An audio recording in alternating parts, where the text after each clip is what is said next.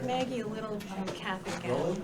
That's adorable. Good evening, everyone. Yes, adorable. I would like to welcome you to the special meeting of the Board of Selectmen for February 21st, 2018. We'll call the meeting to order.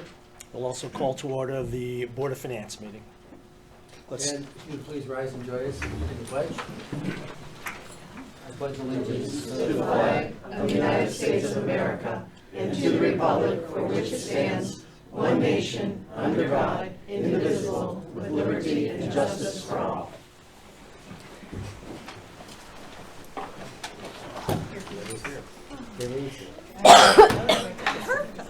I love it when a good plan comes together. Well, that's a first. Have a big meeting and you can't get out of your garage. I'm so glad to have Someone, I'd like to know who did that, Rich. Just in case. You should write to me for sure. All right, well, My apologies to everybody. Sorry about that. okay, we sat down about just as you walked in the door. No problem. I probably got a ticket outside for driving too fast. So we are pleased to welcome the Board of Ed Administration, Chairman Larry Kravis, Superintendent Carver, Dr. Brooks, Mrs. Jansky, and the floor is yours. Okay, you just saved a piece of it, saved some time for me. I was going to go through the introductions. Let's see who else is here. Our principals, high school, Subhadris, Allison, Salerno, Nick Ponte, our new director of information technology, Brian Watson, Michelle Rutledge, who's our director of teaching and learning. Who did I miss here? Trish and Mrs. Legner. Patricia City, High school representative. Rockwell, and Danielle Legnard. Oh, there's Trish. Courtney Martin, too. With your indulgence, there are two things that I would like to do this evening. And the first one is to let you know that the Board of Ed unanimously approved our superintendent's budget last week on the 15th after 4 very lengthy, detailed review workshops. The budget is now the Board of Ed's, and we look forward to presenting it to you this evening. This is always our opportunity to overview the returns that taxpayers and education stakeholders get on the funding they approve every year. Our successes have been many and growth have been remarkable. Dr. Carver will elaborate on what has been accomplished and will preview the details of our plans for the coming year. But before we start, I would ask us to take a moment for a silent reflection on the lives of the students and adults that were killed last week in Florida and 4 years ago in Sandy Hook. Would you please just think about them, because we have some other words to talk about. Okay, thank you. Safe schools and the emotional social development of our students are extremely important objectives for the board and everyone involved with Bethel's Public Schools. We all take everything associated with these two objectives very seriously. The following people are key members of the administration who, besides Dr. Carver and Dr. Brooks and Teryansky, are focused daily on the safety of our students and teaching staffs and on fostering and promoting positive mental health attitudes with our students. Subhadris is here. As I said, she's our Director of Special Education and Pupil Services. Mickey Rutledge is Director of Teaching and Learning. Lila Rodinas, I didn't see her, but she is our Human Resource Manager, and Bob Germanero is Supervisor of Facilities and Security Operations. These 4 are supported by many other dedicated employees who work tirelessly to make the daily learning environment in Bethel schools meaningful and safe. Second thing on my list before turning the details of the coming year's budget over to Dr. Carver and Teryansky is to put some definition on the key elements of our district's strategic plan. Bethel's Board of Education is a dedicated group of elected town officials whose role is serving the community. The board is also charged to act as agents for the state with the responsibility of implementing its educational interests. The board is also held responsible by state statutes for maintaining good elementary and secondary schools, has authority over the buildings and land used for school purposes, and that includes the care, the maintenance, and the operation, and for providing a safe school setting. To do this right, the school system has developed a 5-year strategic plan. It's a living document and a roadmap to take education to where we believe it needs to be. Without a strat plan, any road will get you somewhere, but not necessarily where you want to be. Kind of like Yogi Berra and his infamous comment that says, when you come to a fork in the road, take it. That'll get you wherever you think you want to go, but not where you want to be. Our plan includes a mission statement. It's a timeless expression of our educational purpose and our aspirations. It's what the school system seeks to accomplish, and it states the manner in which the organization is expected to accomplish the objectives set out in the plan. Our vision statement answers a very basic question. What will education in Bethel look like in 5 years? Both of these declarations produce the long-term strategies and shorter-term goals, priorities, and initiatives that will keep us moving along the road that has been mapped out. Strategic objectives are converted into specific, clearly stated, measurable performance targets that delineate the what, the why, the when, and the who is associated with each strategy. That is, who has the responsibility and accountability to make things happen. Action items, plans, scorecards to track performance against time-linked targets, and financial assessments help plan and predict the future. They also help identify the necessary course corrections that will keep the district on the road to its vision for education in Bethel. You will see this in one of Dr. Carver's slides, but the mission of the Bethel Public Schools, in partnership with our families and the community, is to foster a culture of excellence and achievement, accomplished by challenging curricula, committed teaching, and optimized learning opportunities for all students.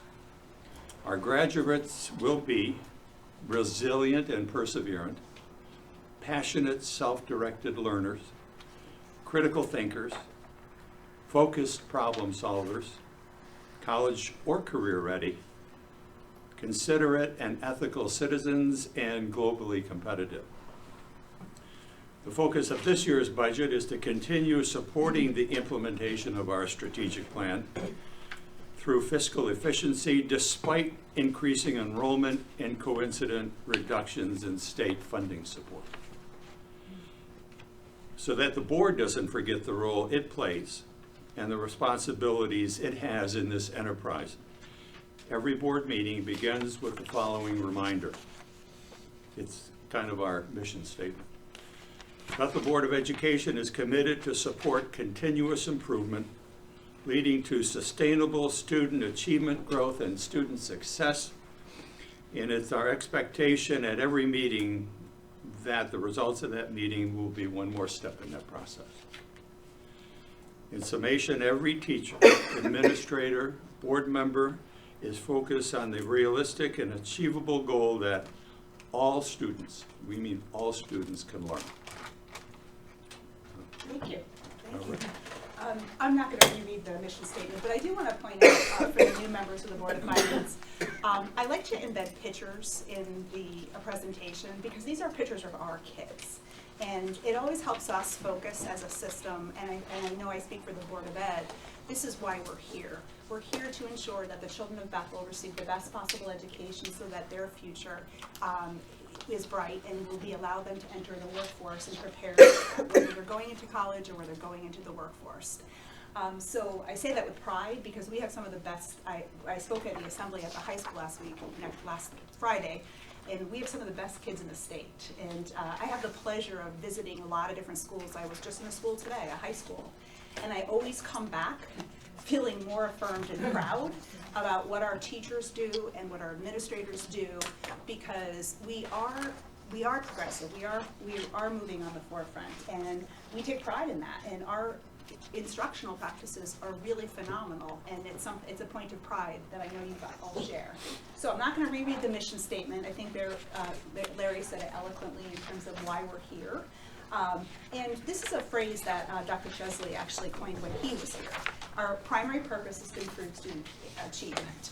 And we still live by that purpose statement, regardless of who the student is, whether the student is a struggling learner or the student is at grade level or above grade level. We have an obligation to move kids along where they are in the continuum. And you're going to see that reflected a little bit in my presentation tonight, or the board's presentation. To Mr. Curtis's point, the focus of this budget is to continue to support the implementation of our strategic plan. We're in year 4 of the plan, so it's going to have a big overhaul this year and kind of reflection of where we've gone and progress is made. And we've tried to do this, and I hope that it's come across in the past couple of years. We've tried to do that recognizing that the state's in a fiscal crisis. And how do we continue to do all the good work that we're doing, all the existing programs, continue to propel ourselves forward within kind of those parameters. And I'm going to talk a little bit about our enrollment and some shifts there, and because the reality is we're doing more with less. You know, we sat here last year and we talked about, and I know some members are new, but with the state funding and the impact of the state funding from last year, overall, this budget still reflects a 2.5 reduction in headcount over last year's budget.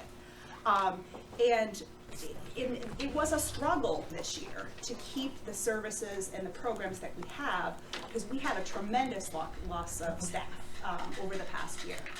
So, I like to stand, is that okay? Sure. Are you sure?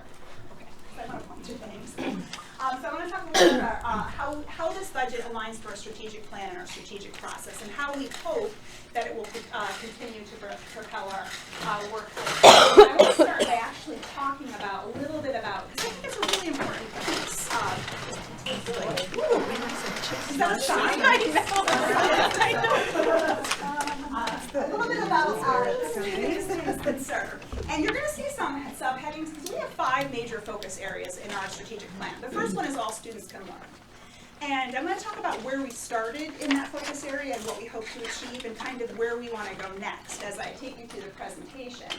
But to talk about that, we really have to understand our changing demographics in the town of Bethel. So, the first thing I want to talk about, is we always talk about, is overall enrollment. And it's a little bit deceptive because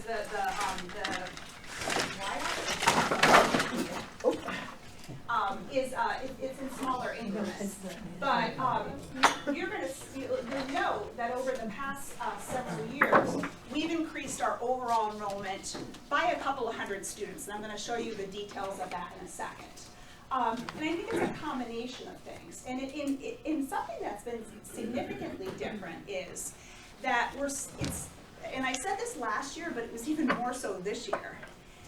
It used to be by August, we would have our class. We would have most of our students enrolled. We would have our classes set, and we would know kind of who the population was throughout the year. I think for the last 2 years, we've seen enrollment all year. And I say this because they literally enroll in front of my office, so I see people as they come in and enroll. And we've seen shifts, but since 2015, we're up about 169 students. Now, that's not all students going into 2nd grade. You know, that's spread from kindergarten through 12th grade, so it's been absorbed through the system. But the reality is we have a larger impact because we just have more students. And that has had a direct effect on class size, and some other factors that have impacted when we start to look at the demographics of who those students are. And I think often get the question, why do you think? You know, where are these people coming from? Where are they moving to? And quite frankly, it's a combination of issues in my opinion. The first is clearly there's a lot of building going on, and a lot of the houses are being finished, and we're seeing some enrollment because of that. And then there's just rentals that are, so we're seeing children coming from that also at different points during the course of the year. I think one of the most interesting impacts has been the increase in the number of students that are English language learners. When I started in 2014, I think we had about 93 English language learner students throughout the district. At last count, we were up to 165 students. So it's really almost doubled. And it's not, there's a couple of issues related to students that are English language learners. One is that to provide instruction for that population of students, it requires not only specialized instruction, because you're transitioning a student from their native language to English, but it also requires support for the academics, because we don't have a high incidence of English language learners, so we don't have specialized programs like other districts that have high incidences of these populations to really address those needs.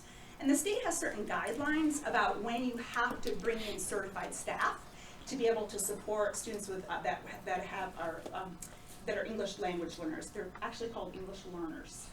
I keep messing that up. The state recently changed the codes. And so because it has and there's a lot of factors that go into the types of programs that students need. One factor is how long they have been in the United States. Another factor is their country of origin. So what we see is that if they're in their country of origin, there's a high level and high quality of education, that the transition to English is fairly smooth. But from students who are coming to areas where they might not have that same quality, they come with academic gaps anyways. So not only are we dealing with remediation of the language gap, but we're also doing a skills gap remediation. So kind of it's a combination of things. In this budget, and actually it was included in last year's budget, we actually had added a position to, it wasn't an additional head count, it was a transfer of a position to the budget, where we added a certified ESL teacher. We weren't able to fill that at the beginning of this year because of the state budget issues. We have filled it now because we have to.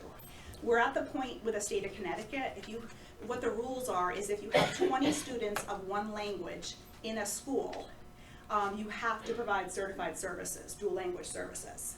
And so we're at that point at Barry and Rachel? Yes. We're both at that point at both those schools. So our goal is to take that certified position and split it between those two schools. And then we supplement those programs, and Mickey Rutledge does a great job because she oversees the English language program. We supplement those services with tutoring support so that we can provide those services K-12. We do a great job of exiting kids, meaning that we remediate the skills, they are able to exit the program, and we keep an eye on them. But it's just an additional factor that we have to address. And we are going to come to a point very soon where I think the high school is getting to that point where they're close to 20 or at 20. So we are going to have to address that soon. The free and reduced lunch population, so I want to caution you about this graph. It looks like it's going up, but by percentage, it's about the same. Remember, our overall population is going up, and so because our overall population is going up, our free and reduced lunch students have remained stable, about 20%, right, Terry? Just a hair over Yes. 20%.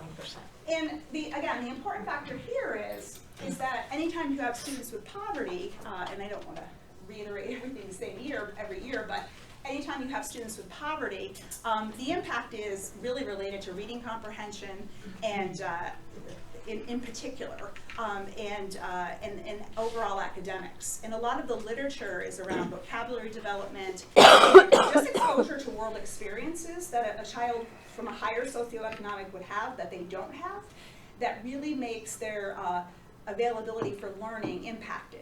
So providing services to those types of students. So we're up by numbers, but in terms of the overall population, so we're serving more kids, but we're not. But it's percentage-wise about the same. Okay. Our special education population has also increased. Now, I will say what I just said with the free and reduced lunch numbers. Our overall enrollment numbers have increased, and proportionally, our special ed numbers have increased also. But here's the reality. We're serving more kids with the same amount of staff. And unlike other districts, and I know you probably see it in the paper, where you see special ed costs are out of control, a lot of that is due to a lot of factors.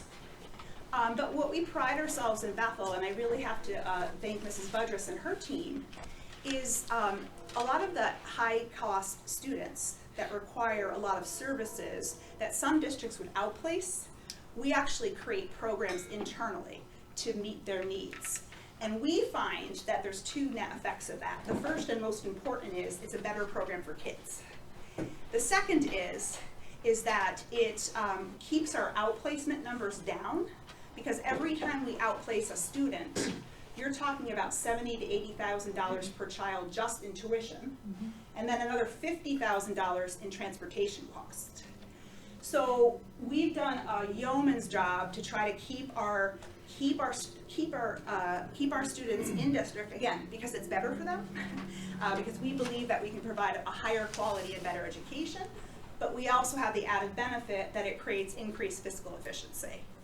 So again, the percentage has just gone up slightly, right? It was about 12% last year. Yep. But our population has gone up. Again, we're doing more with less. Our outplacement number actually dropped a little bit. It was 17 last year. It's about 16. And to be cautious, that number fluctuates all the time based on needs. Something could happen, somebody could move to town, and it could vary the needs that we would have to provide for the students. Is that number going to Yeah. continue to increase over the next years? We're trying not to. And I think that, and I'll say, because of some of the programs, let me go down. I think that what we have done really well is we have really arranged, or what we call an education, a continuum service for all types of students with disabilities. So we provide programs internally for students with autism. Oftentimes districts outplace those students. And what we've done over the past several years is we've actually started a continuum of services from pre-K to 21 for students who have social, emotional, behavioral issues. And again, those students in other districts might be outplaced to meet their needs, and we're trying to provide the services internally and wrap them around. It's given, and we've talked in the past about this kind of increase in the number of students we're seeing with pretty intense mental health needs at very, very young ages. And how do we provide that wraparound services to meet those kids' needs? So the answer is I don't have a crystal ball, but I can tell you that we do everything to keep the students in district.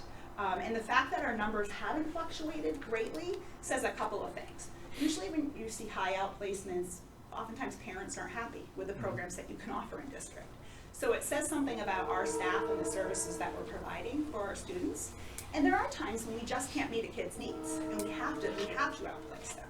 But we try to approach it on what can we do everything. It's not just about the money, it's about what's good for kids, and how can we do it internally for our students. If you read some of the articles in the News Times from districts that are not necessarily trying to do what we're trying to accomplish here by keeping special ed kids within the district, you run into requests for another $500,000 to $800,000 to deal with above what the superintendent has requested in order to deal with what they're experiencing. Yeah, and it's happening in a lot of districts right now, across the region certainly, but I would say even across the state.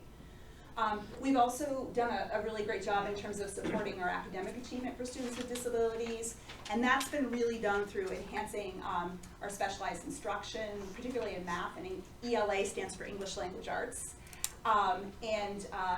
We've, I think most of you know that we have something called a community partnership program, and it's actually down in the teen center downstairs. And it's for 18 to 21-year-old students with disabilities. Again, it's another better for kids, but it's also much more fiscally efficient way to manage the students' needs. And so in that program, they work on vocational skills, life skills, they go to the bank, and it's a perfect location because they can walk everywhere for the most part. But they have lots of wonderful programs, and we have a lot of partnerships. I believe they're going to be presenting to the board coming up soon. So that's a great program. And I think we're most proud of our Unified Sports program. We've grown that program since I've been here. I believe Susan Budge's is our third or fourth year? Fourth year. And that's a program where students with disabilities actually participate with typical peers, and they play sports against other high schools and other middle schools. And we started off at Bethel High School, and now it's in Bethel Middle School. And it provides them an academic, social and athletic experience that they would not have gotten because of their disability. So we're really proud of that program. So, I'm not going to read this to you, but part of this is your return on investment. What are you investing in the system, and what are we producing as a result of that investment? And we're very proud of the fact that we still outperform the state in many ways, both in English language and math. I'm not going to read this to you. And on multiple measures. So this is math, but in terms of both Smarter Balance, which is our state assessment, and I don't believe, and I don't think my team believes, that there's any one assessment that defines a system or a kid. So we look at a lot of data points to show our own growth, but we consistently perform at high levels in those areas. But this I'm most proud of. So this is something that we get from the Smarter Balance. So I'm just going to point out the color scheme, which is right on move.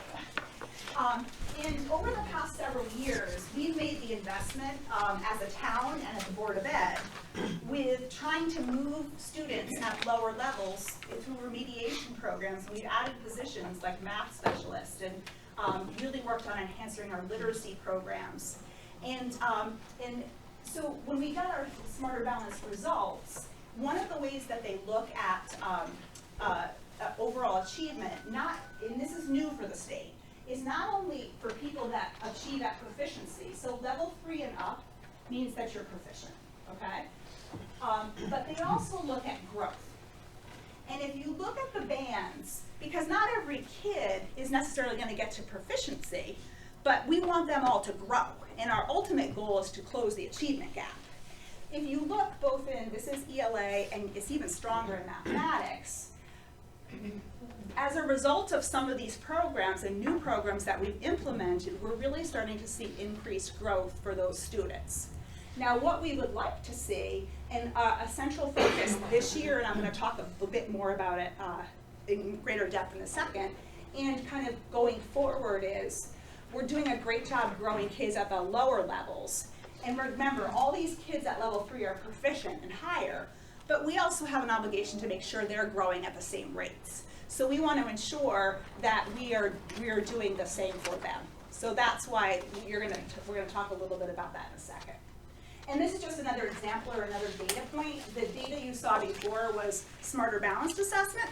This is something called the MAP, which is the Measures of Academic Performance. And we actually set 1- and 2-year goals for students and growth goals to close the achievement gaps. And you can see that we are actually, so for kids who have 2-year growth goals, it means that they were farther behind to stop. But when we started tracking on our intervention programs, because we want to know, is what we're doing working? That's the most important thing. We've invested not only this money, but we want to make sure that we're getting results for it. We're actually seeing the highest growth for kids that need the 2-year goals. I use this analogy a lot, but people resonate to it. It's like kind of losing weight. It's easy to lose that first 10 pounds. It's really hard right after that. It's hard to make continued growth, especially with students, to keep that moving that needle. But yeah, we know that's our work, and we know that in our strategic planning process that we have to move all kids. So that's just more evidence that it is working. This is a little bit about our PSAT scores. We're very proud about the growth, not only in the number of students that reach proficiency, but I think also just as important is mean score. Because, so if you track mean score over time, I think you all know, that's what gets you into college. And the state switched, are we in year 2 of the SAT now? Yeah, they switched to the SAT from the Smarter Balance assessment, so they replaced the 10th grade test to the 11th grade, which was a good move for the state to do. And so what happened was, so I think there's a couple of net effects. One is that students take the SAT test much more seriously because they know it's practice and they know it's a high stakes test to be able to get entrance into college. And so moving those mean scores is important because college admission is based on that process. So also we've been able to reduce our chronic absentee rate. Our graduation, our four-year cohort graduation rate continues to climb. So we're very proud of that fact. These are all goals within our strategic plan. Again, evidence towards attainment of those goals. So what's our work? What's our work? Let me just make a comment about the numbers that you see when you talk about how we measure performance in language arts or mathematics, or how our students are doing on SATs and PSATs. There's no one number that you, or label that you can put on a single student. This is not unlike going to a doctor with a medical problem and have them run you through a number of different tests so they understand what the problem is. This is how we use this to understand who needs additional help and how well we are doing as a group of educators in bringing the kids along. And the strategic plan forces us to look at these different measures and assess that kind of performance, not only our students' performance, but how well we're doing. And so really our goal, when I talked about Tier 1 instruction, which is an education term, I recognize it. What that means is what's happening in the general education classroom with the teacher and the students. And part of what we know we need to grow in terms of the average and the higher student is increasing the rigor of our instructional practices, because the reality is the standards have become much more difficult for kids. So what we were using to, and standards are nothing more than the skills, what we want kids to know and be able to do at certain grade levels. But there has been a ramp up of expectations across the grade levels. And the big shift has been, before, when I started in education, it was a lot about knowledge, like facts, things that you should know. And really what the shift has become is, how do you think? And how do you use what you know to apply it to a new situation and be able to solve problems or innovate or kind of be creative? And that's a shift in how we teach kids, because we used to teach them algorithms or teach them, drill them in vocabulary or spelling. That's how we learned, right? And that shift to teaching kids to be thinkers is part of our major work in looking at our instructional practices, particularly with your average and high kids, and saying, how are we continually challenging those students to achieve while we provide intervention services for those lower kids? So we're taking it from a holistic perspective. We're looking at our feedback, how we do our assessment practices, and even our goal settings that we do with administrators and with teachers. Focusing on having growth goals, professional learning, on teaching teachers how to shift that paradigm, because we're asking them to do something that they weren't trained to do. How do you switch that paradigm so that you really provide the instruction in a way that kids need it? In terms of our assessment practices, we eliminated using the MAP at the high school, which is measures of academic performance, and we switched to the PSAT.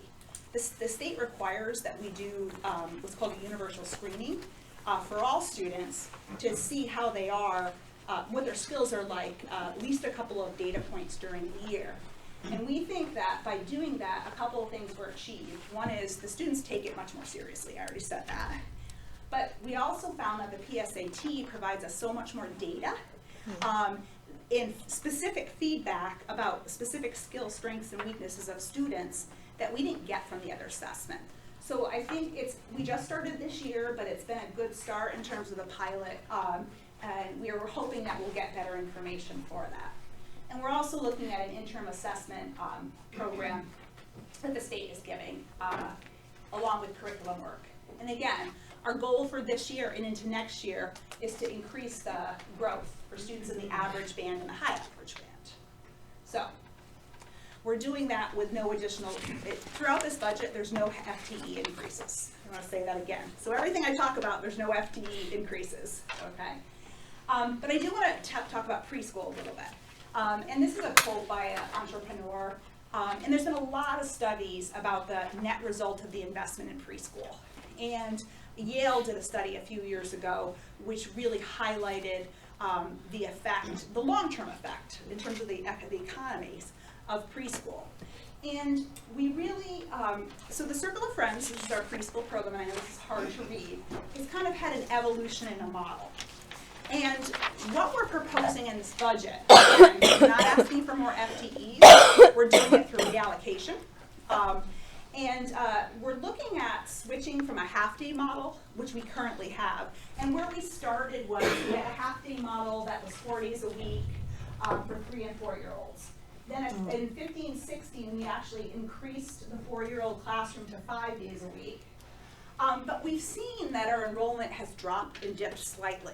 We used to have a waiting list to get into the Circle of Friends. And again, we know that quality preschool, not any preschool, but quality preschool can close achievement gaps.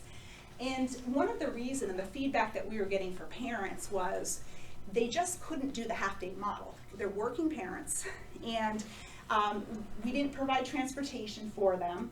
And so getting a sitter or somebody or a family member to drop them off in the middle of the day and pick them up really impacted, they wanted to come to our program, but it impacted the ability for them to participate.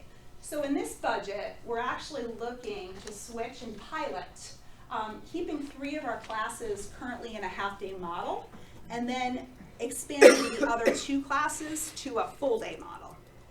And logistically, now I want to say, the proposed times, things like that, still we have to work out the details of, okay? But the staffing for that program would require just what it does now, one para and one teacher and one para educator. We've done a lot of research on tuition rates and what we've surveyed all of the local, Mr. Zakowski, I know that's a good question. We've looked at all of the preschools in the community, gotten a sense about how much they charge families, and we think this is actually a very fair price for a full-time program. And I want to be clear, we don't charge students with disabilities. We have to provide those programs to them anyways. We're legally obligated to. So we would be charging for the typical peers or students without disabilities, which would generate a little bit more revenue. We are going to have 16 students in the class, which is a pretty fair ratio for a preschool setting, having 2 sections, as I said. We would have to dedicate 16 of the slots, so about half the slots for students with disabilities, and then we would invite 16 more typical students in a full-day model. And the goal is, and it's one of the questions that the Board of Ed asked me and asked our team, is what's the long-term vision for this? The long-term vision, honestly, is to get to a point where we can offer a full day to everybody. But we want to see kind of where, are parents interested, that we want to kind of see how it might work. And we also think, and we know that we're going to have a lottery system because we've already introduced it, the concept, because we're enrolling right now for preschool. So, and we've already gotten a lot of applications for those full day slots. Just so I understand, the increase is 48,000 in projected revenue. What's the increase in projected expenses? It will cover the cost of 1 para plus benefits, because there will be 1 additional para needed. So there's no increase in overall expenses in terms of Correct. It's a complete wash. It's a complete wash. The increase is a complete wash, but it's not a revenue neutral program. It's a cost, basically a cost program. This increase is going to be revenue neutral, right? Yes. Yes. So we're not going to see, it was yes. we're not going to be an increase in revenue, we're basically No. going to break You're even. gonna Correct. break even. Correct. And it was something that we struggled. We wanted to make sure we could be even, to run the model. And why do we want to do it? Whenever you have full day programs, you have increased time for skill development. You have much more opportunities for socialization and development of language, increased time for creative and free play, which honestly is so important, and the kids don't have enough time to do. just because they're only there for 2.5 hours. And there are a lot of preschool standards that have to be covered. So and that's where you build things like language and socialization. We also think that in this model, we can actually give our preschoolers access to specials. So our music, our art, and our PE programs, they could have access to, which they don't right now. And if we have students that need targeted skill development, we can address those. So those are all fabulous things. And again, a big driver of this, all of these are really the top reasons, but it's also what our community's telling us in terms of needs. Just before I forget. Yeah. Does that include fringe benefits? It would include Yes. the salary and benefits. So it includes also, so it's 2 full-time positions or one? Or they're That's part-time? one. We already had one. One para. Para-educator Yeah. One paraeducator. would be needed to be added. So, okay, so their salary and fringe benefits would come out to Correct. right Yes. around there? Because Okay. we already had the preschool position, it was just half day. Okay? So, Before you get into that, Yeah. could you talk a bit about what we already know, which is evidence that the good job you do at this lower grade level, kindergarten through 3rd grade and now in preschool, the better that student participates and is involved in things that really get tougher as they get into 3rd, 4th, and 5th grade. We're not waiting to get them involved in technology. They get into that very early, so the better we prepare them, the better students they become along the way, and it sticks with them, they don't lose it. Larry, I'm sorry, I'm just curious. The 16 students, any idea roughly what percentage that is of the preschool population? It's like 1%? well, if you look at, 2%? so remember, that's only in the full day program, and we have students in the half day program also. So if we serve, let's say, 100 students, a typical class, a typical grade level coming in as kindergartners is between 200 to 220. Yeah. So we're serving at some level probably about half the students. 40 to 50%. Correct. In preschool. Yeah. And do you have to provide transportation or no? No, and we don't. Okay. And we wouldn't in the full day model, except for students with disabilities. Yes. Right. Yes. We have to provide transportation for students with disabilities, and we have tried to accommodate some families, not gonna lie, that maybe struggle financially and are in a job, and we think this program would be good for them, so we might, but that's few and far between. And those are kids that are really intervention students, I would Yes. say. They don't have a disability identified at that point, but we're trying to prevent that by providing that experience. But for the most part, our only transportation to preschool is special ed. No, would you just say like half out of the 16 students are the ones who would pay the full tuition? No, I would say 16 students would pay the full tuition, And then the others? and the other 16 are Okay. reserved for students with disabilities. All right. Okay? So it's 32 students together. Okay. In terms of STEM, we're really proud of the fact, and we'll hear this under infrastructure too, that we were able to go 1-to-1 in grades 3 through 12. It's been a goal within our strategic plan. And by reallocation of devices, so as we've introduced, we're using Chromebooks for the most part, as we've introduced Chromebooks as an instructional tool, we've been able to reallocate our other technology devices down to our lower levels. So schools like Berry and Rockwell have a lot more technology than they had in the past. And I think they have between 10 and 15 devices in each classroom. And so it's really had a positive impact because we've really approached it systemically and how in our replacement cycle. Again, part of our work in STEM, and the reason STEM is a focus is that we know, given national and even local data, that a lot of the job opportunities for our students in the future are in that field. And so that what the workforce is telling us is students aren't leaving with the skills that they need to be successful in those fields. So we have an obligation to provide students those skills so that if they want to pursue it, it's an option for them. And in doing that, we're in the process, the state has recently switched the science standards to what's called next generation science standards. And again, just like in the other academic areas, the big shift is around less about information and more about how you think and apply problems in terms of critical thinking and problem solving. And a big emphasis within that is engineering also, within the science standards, the engineering practices. We've implemented a program called STEM Scopes, which has been very successful at our elementary and high school level, and I think we're looking at it for middle school at this point. We've also tried to incorporate what's called maker spaces into our library media centers. That's an opportunity for students to go in and really play or develop an idea.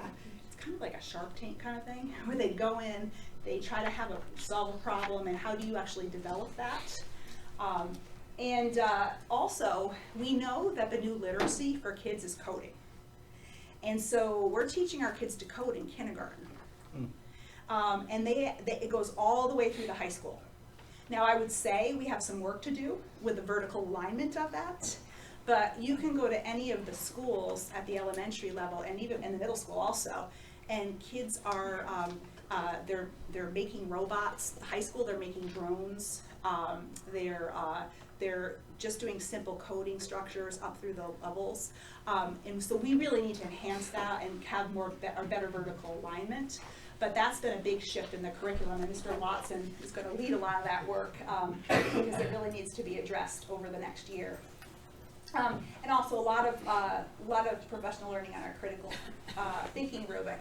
And if you have the opportunity, we're having our second annual STEAM Expo. When is that? April 26th. April 26th. I would really encourage you to come to it. There's hundreds and hundreds of kids that come, and they have developed projects, and they present those projects in really innovative practices and ways. And for the most part, they do it completely on their own. It's not necessarily part of they get teacher support. But they do, it's not like your traditional science fair. Our commander put up a pool in the high school last year. And I walked in, and there was a pool at Bethel High School, which I know is a joke here. But they were actually doing underwater sea revives. So the students had just participated in a competition where they were actually demonstrating that for the public and for people who came through. So it's a great night. It's one of those places where we really shine as a community. So I encourage you, if you can make it, it's a wonderful opportunity. Bethel High? Bethel High. Yep, Yeah. 6 to 8:30, And April 26th. And it's meant to be a stop-in. It's not like there's a presentation, but we do have students who have present their capstone projects in the auditorium. But a lot of the students are just there, and they love to tell people about their projects. It's a great, sometimes you can't get away. So we're talking a little bit about our future work. We have a lot of work to do with our new science standards, and I already talked about our computer science and library media curriculum. Because the science standards are changing, we have to actually get new resources to support those programs. When I say resources, I mean textbooks, different types of software application programs, intervention programs, even kits for kids to do science experiments to support the new learning. And the other thing that we are going to do over the next year is do an intensive mathematic program review because we've used a math program for as long as I've been here. And we really want to look to see, is that the best program on the market to meet our students' growing needs. So Dr. Brooks and her team is going to lead a really intensive look at that program this year. And I already talked about the vertical alignment of coding. Some of the most enthusiastic support and endorsement we are getting are from our neighbors. Our neighbor across the parking lot here, the Business Advisory Council that participated in this, and that grows all the time because honestly, they admit to us that they are finding difficulty finding employees that have the math skills that they need and the interest in some of what we're doing on STEM. So they're very active at the high school level. Yeah. What happened? In addition,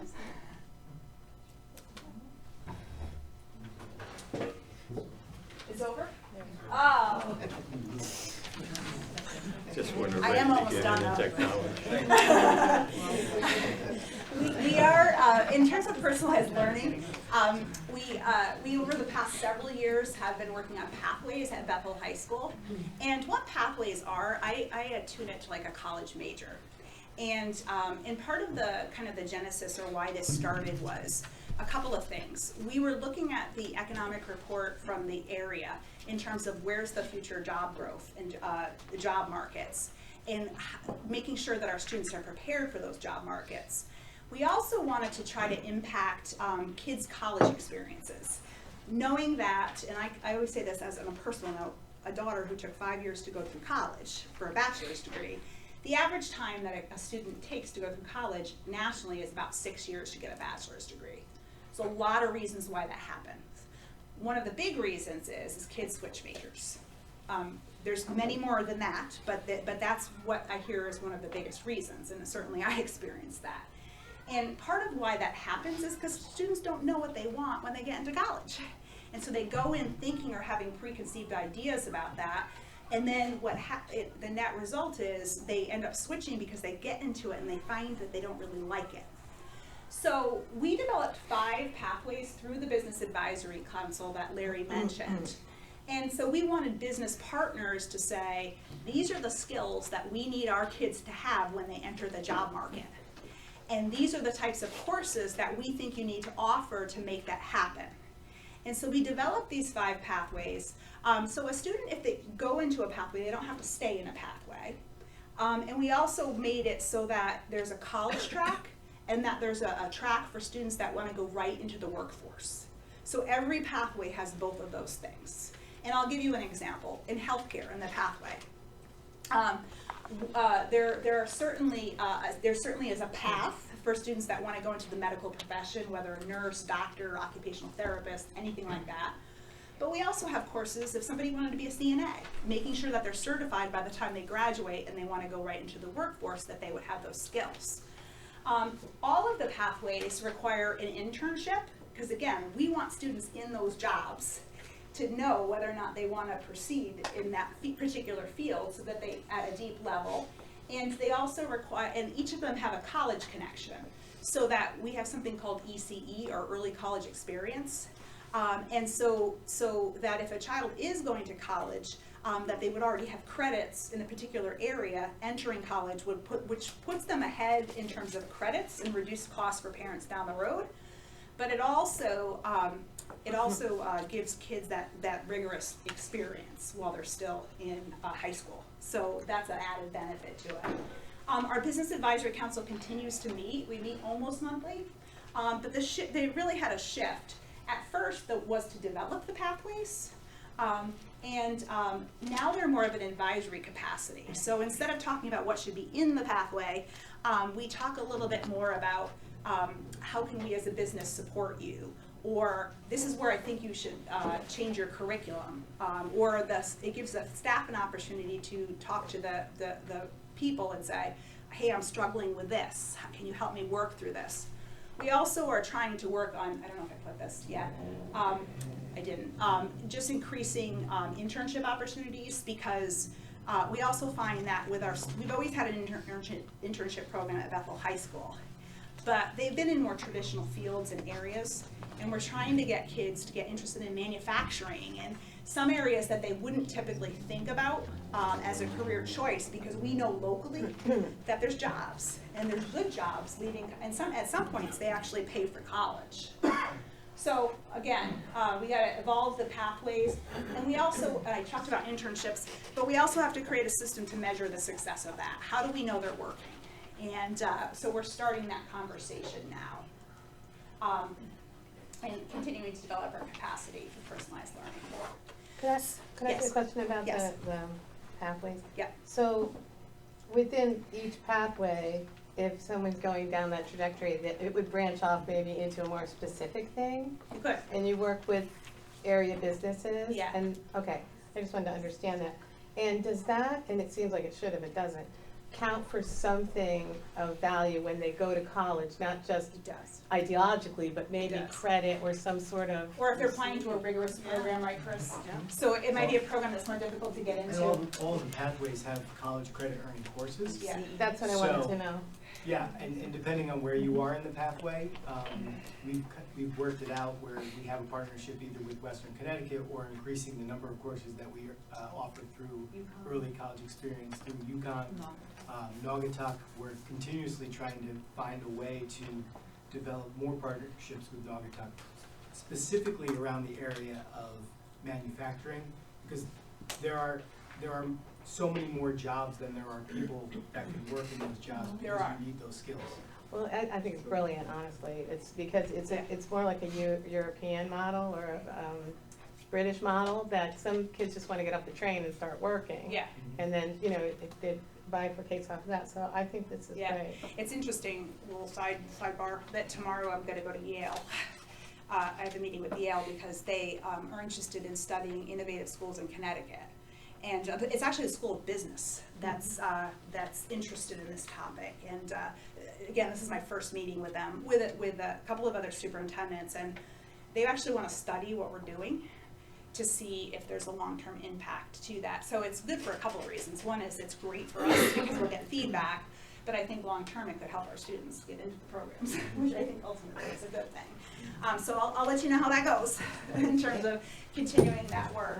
Just remember, all of this is trademarked. It is. I was going to open my own school, but okay. I'm going to talk about infrastructure here globally. We're going to get into the 460 separately. I know that, but infrastructure is a big part of our obviously our strategic plan.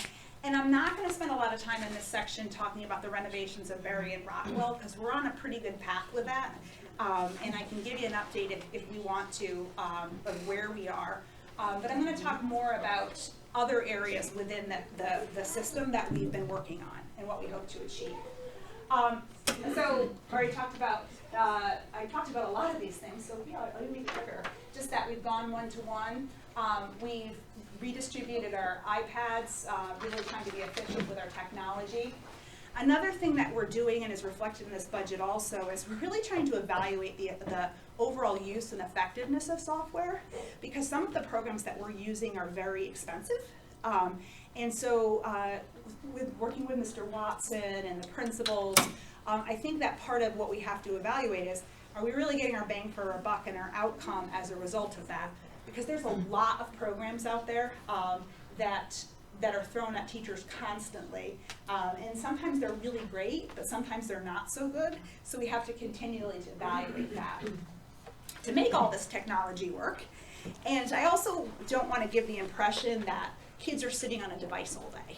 That is not happening. We're using it as an instructional tool. And that's what it's meant to be, to teach kids the skills that they're going to need going forward. But we've also had to increase our wireless density to make this all work. And Dave Airy has done a really great job with his team and trying to leverage E-rate funds, which are federal dollars, to increase not only the wireless density, which is how many devices can get on an access point, but also the speed, which has a nice fancy term that I can't think of right now, the speed of the information kind of flowing through the system. So over the past couple of years, that's how we have used our E-rate dollars to support our strategic plan. Do you want to add anything there? No. Okay. In terms of campus improvements, I feel like last year we came here and we were so productive. We told you about all the things that we're able to achieve in terms of improving the overall campus itself. I felt like we really got ahead in a lot of areas.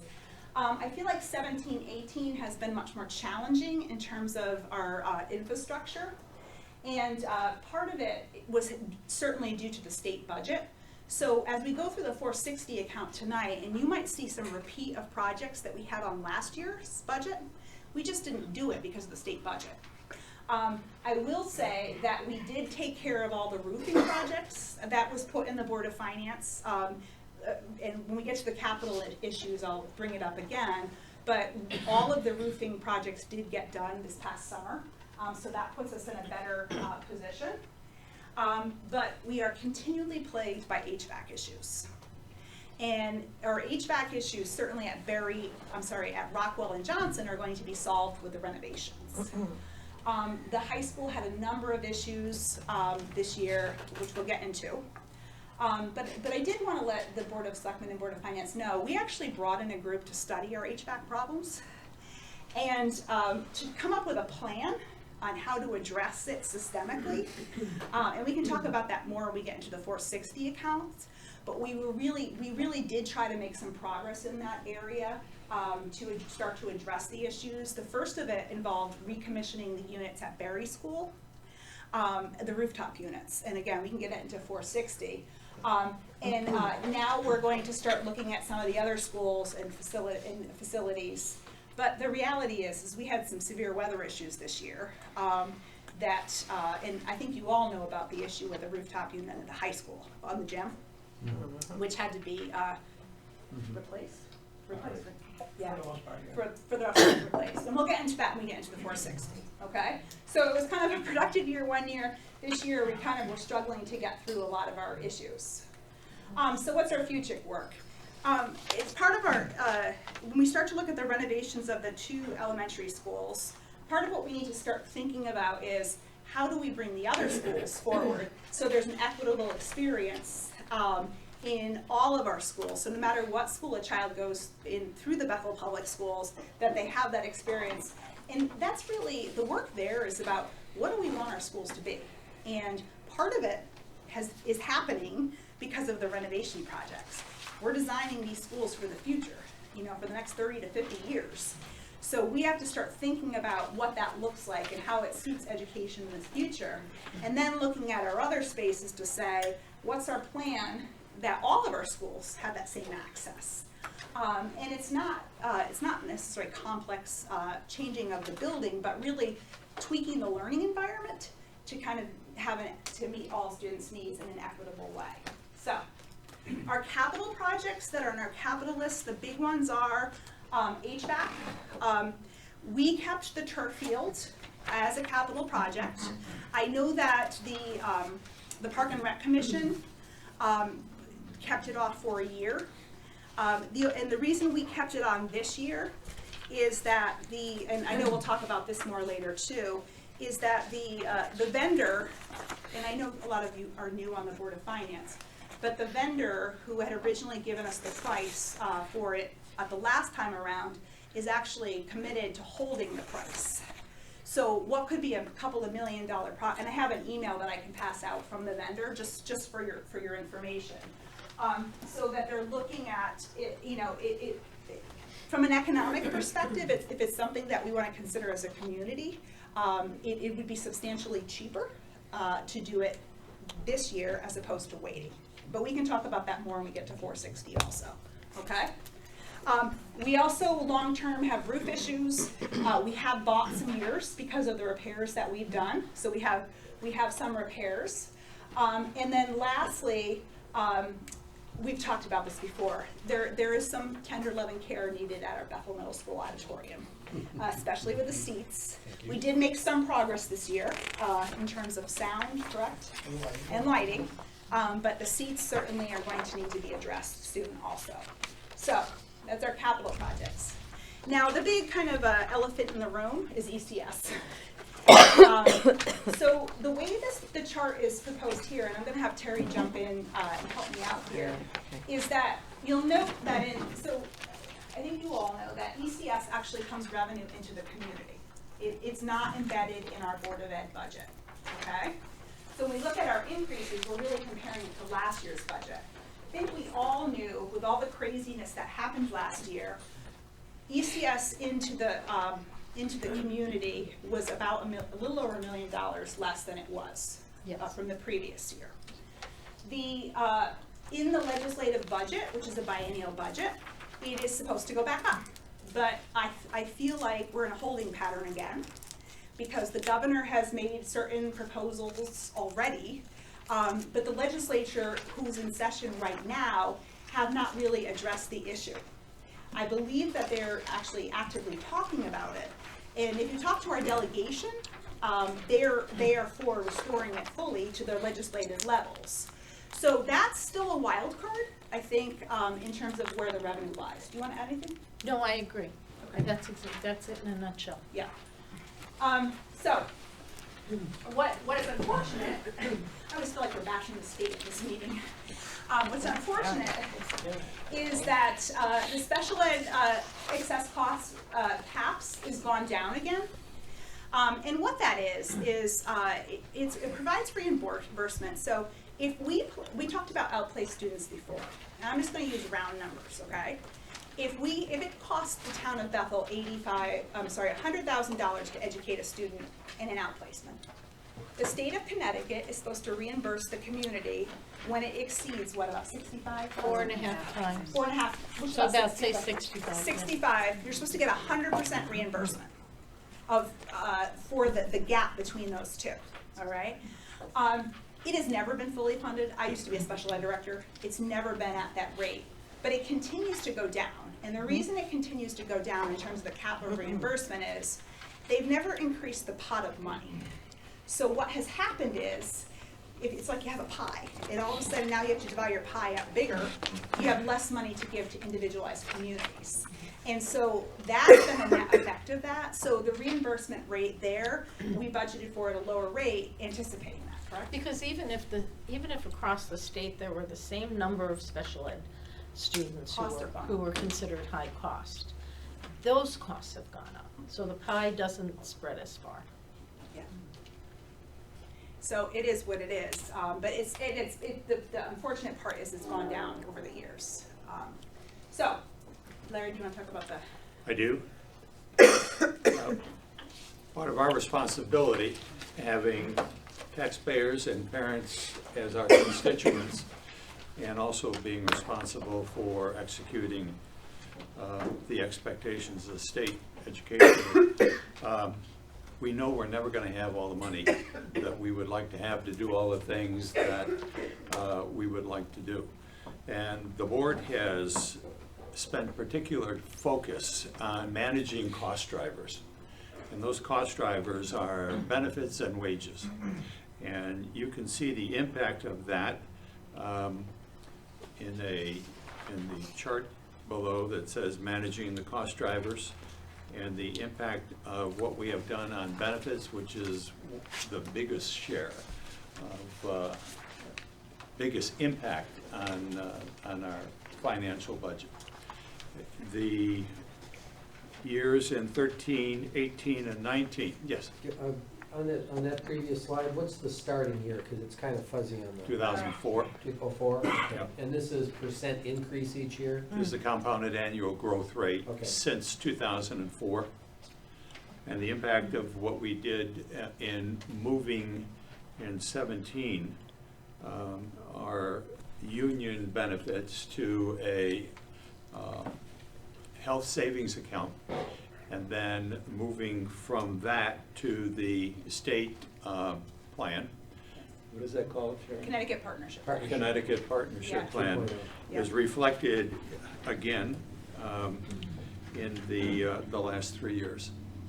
And that movement was well received by our unions.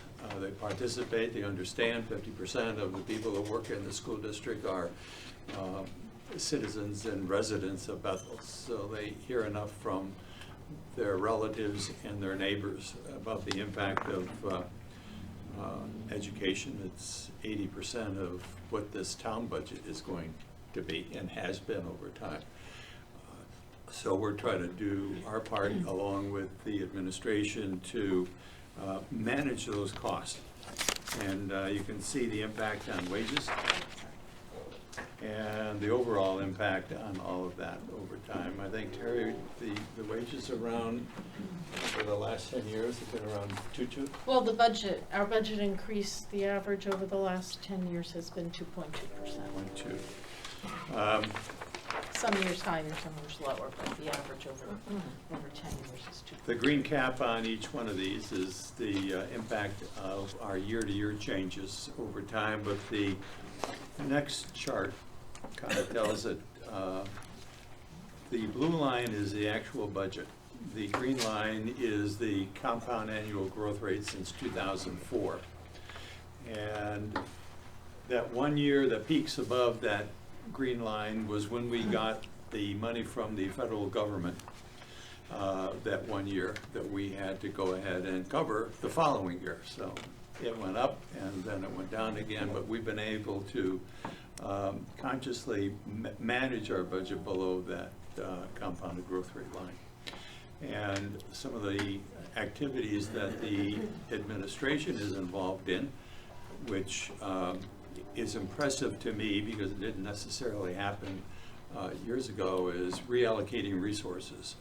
When you have a bubble class moving from kindergarten to first grade and it hasn't yet got to second or third grade, there are opportunities to take your resources and have them cover that bubble class.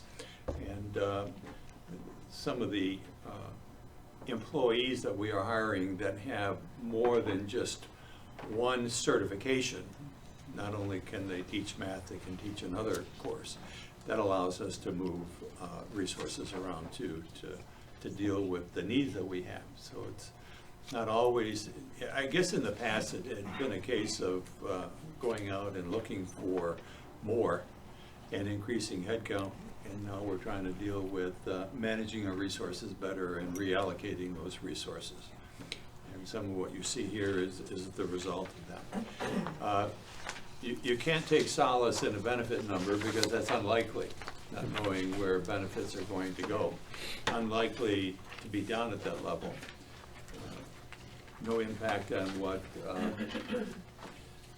Warren Buffett and Jamie Dimon and the other guy is going to have on starting their own benefit program and the impact that will have on those people that are in this business. But that's, Larry, that's hopeful. as you said, we don't know if we can always manage the benefit number, but we stay on the edge with our benefit consultant, and we try to take advantage of products in the workplace, in the industry, looking at industry trends. And so we did move everyone at one point to a high deductible health plan with an HSA when that was going to save us, kind of level our costs. And then when the opportunity came for Connecticut Partnership with the second version, because the first version was not very friendly to the municipal level, but the second level put us on an even playing field with the rest of the other 45,000 state employees in the pool. So you take little old Bethel and you are part of a larger pool, and the costs being more expensive in Fairfield County, it definitely helped us to make that move. Is there another big move we're going to be able to make? I don't know, but we do try to stay on top of it, and we do try to always look at what's out there and what's available to try to contain costs as best as possible. So One of the benefits that we don't often talk about, but it's how we've changed recruiting. And where do we go to look for the very best that we can find? Years ago, we may have gone to one school, but we are now attending a number of schools that are very good in teacher preparation and attending job fairs too, so we can let good applicants know that this is a good place to work. And we've also been able to make ourselves more competitive. Years ago, we would lose 30 to 40 people to the Gold Coast like clockwork. And then our new staff came in, and if they weren't the very best that you could find, we were struggling with the professional development needs to bring them up to where we expected them to be. But that's changed too, and it's been a kind of unwritten, we don't talk a lot about it, benefit to education in Bethel. So the net result of all of this is, again, to reiterate what Terry said, I think that we went into this budget very conservatively, knowing we have more kids, we have more responsibilities, we have a changing population, and we're still trying to propel our work forward. We tried to go in very conservatively, knowing, again, what the impact of ECS could be. So the increase that we're looking for overall is a 1.91%. That was approved by the Board of Ed last week, as Mr. Kratos said. And you'll note that 1.7% of that, of the 1.9, is all contractual salary obligations. Can I just Yeah. ask a quick question? Yeah. And I'm going to try and explain my train of thought Okay. as best as I can, because Okay. I can kind of have my own way of coming at things. What did we lose in educational cost sharing for 2017, 2018? What was the actual number? The revenue coming in? Yeah. It was $1,083,000. Yep. $83,000. It's A million. a million, what is called a A million million? and 83,000, A it's million. almost 1.1. And how much of that did we cover through reduction in the 460 account? Like, how did we come up with the $1 million in savings? Well, it didn't really, it didn't come all from, we delayed hiring on a number of positions. Okay. Okay? I actually have a memo, Brian, I could send you. Good. It is totally outlined in this memo. A portion of it was non-payroll items, okay? A portion of it was delayed hiring certain positions, teaching positions, administrative positions, secretarial positions, some of which we restructured. And that, you have it right here. Okay, thank you. I can look at it. Here he is. Yeah, the 460 didn't help us, because that's a town account. It is, but. I'm not, that's but not my yeah, question, it where held I'm back trying on to, that. I'm just trying to, So, in discussions with Matt and Bob Kozlowski, the board actually, reduced or held back on $881,000 in the end, So okay? our plan Our plan is to reflects that. return at least, return to the town at Right. least, At the end of this year. at the end of this year, $881,000 of the approved budget of Right. 17-18. but Okay. I guess my question is the $847,000 increase taking into account the $1 million that we've lost, or is it based on the approved budget? It's based on the approved budget. So what's the actual increase to the town of Bethel in terms of dollars? Well, quite frankly, I don't think we know that yet. Well, let's just say we In assume. worst case. Let's say we assume that there was $1 million loss. So are we gonna say that the actual cost to the town is 1.8 million? Because we're basing it on a budget number of last year that we approved prior to cuts from the states. That's what I'm trying So I don't know to what the net wrap my number head is. around. So, Well, I would say Yeah, that yeah, yeah. in our presentation, what we have to present are expenditures. Because in accounting, you don't net. So our presentation of 1.91% increase is an increase in expenditures over last year's budget. Which I think you said that. Okay. Right. But the combination of it is closer to 4%. 4% is Yes, the, the combination of both factors. right, Correct. is 4%. All And right. currently, from the slide that Dr. Carver showed you before, Yeah. if you look at what the legislature says is Versus- ECS Versus the governor. for 18-19, most of that is restored, but the governor's proposal keeps the reduction. Yeah. Right, So so that's the current status. I'm just looking at the overall dollars Yeah, can yeah, come yeah. out to 4% roughly. If the governor's number If the governor, holds, yes. right. The overall to the community, yes. you're Okay. correct. Yes. Thank you. Correct. Oh, Yeah, no, please. Did you take, was there any action taken based on that possibility of this entire amount being withheld? Like, anything that you had in your crisis budget, did you enact any of those things, like whether it In was terms of the cuts or fiscal year layoffs? 19? No, but based on that, given the number of $1,083,000, Yeah. did you take any action to reduce, whether it's I know you Yes. said you put off hiring, But we also have not, we're down positions also. so did you 25. let people actually go? Well, it happened through attrition. So we didn't fill positions, they retired, they left the district for whatever reason. So it happened mostly through attrition, so we didn't lay off anybody, but Right. let me be clear, we lost positions. Are you intending to fill those No, positions? they're not in this budget. If you look at the FTEs from last year to this year, you'll see that we are down a net of 2.44 FTEs. Yeah.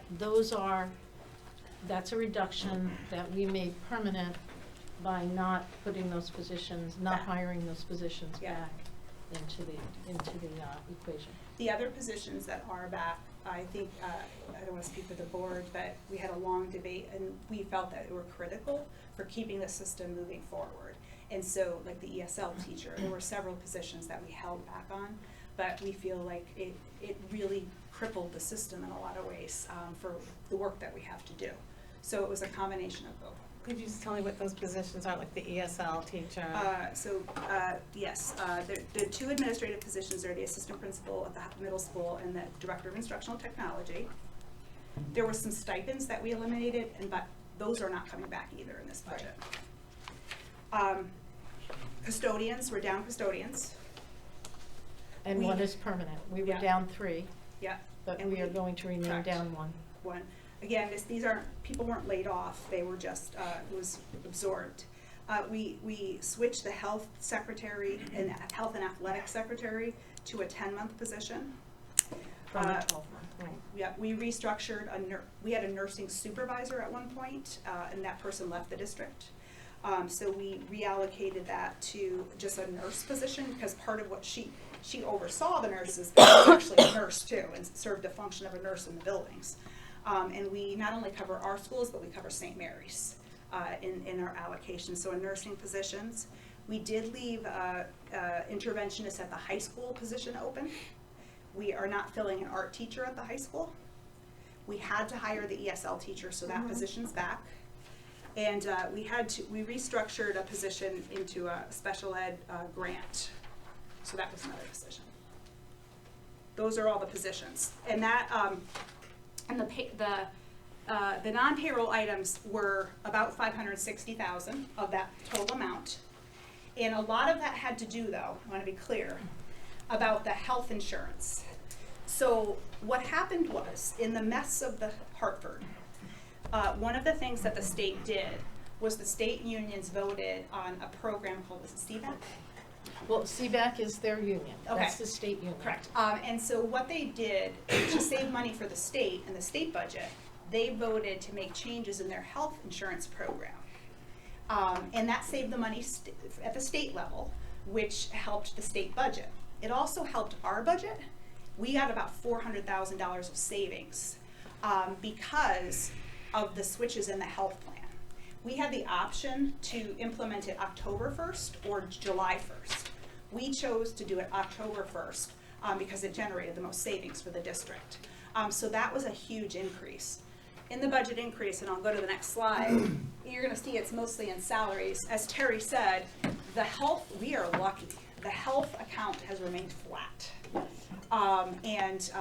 It's great in the terms of our staff is getting quality health care. But we also have been able to manage that over the past several years. And it's a combination of just the bigger pool, but also because of the savings at the state level, we're seeing that impact even for the second year. So that's a really positive aspect of it. Because our people are all on Connecticut Partnership Plan 2.0. Yeah. CBAC are the state employees who really control the plan design. They negotiated and made concessions at the state level. Whatever changes they made to plan design at the state level becomes changes to plan design for the plan that our employees are on. So like Dr. Carver said, we had the option of scrambling quickly and implementing on October 1, 2017, or waiting until July 1, 2018, knowing that we had a revenue issue on the town side mid-year, because the budget had been approved and was in place to be spent, but it was a revenue issue mid-year. We know that we are 70% of the budget. We met with the controller and the first selectman, and we knew we would have to make changes mid-year to return funds at the end of the year, because we do not want Bethel to end the year in the red. So, mid-year, we held back on hiring, and we were fortunate that CBAC had given some concessions that yielded us about a $400,000 savings. So right off the bat, to come up with the amount of money we were committing to return, we had 400 of it. And I also want to add to so the state is also looking at ECS and the formula for ECS. And they've made a long-term projection, and I'm happy, I know I sent it to Matt, but I can send it to Bob if you want to forward it to the committee. They have made some initial projections going out in a phase-in model going out, I think, to 2026, so quite a distance away. And the bottom line is we actually don't get hurt by the new formula. Because we have the enrollment and we have the population based on it. So the problem is going to be a revenue issue at the state, right? Which is always the problem.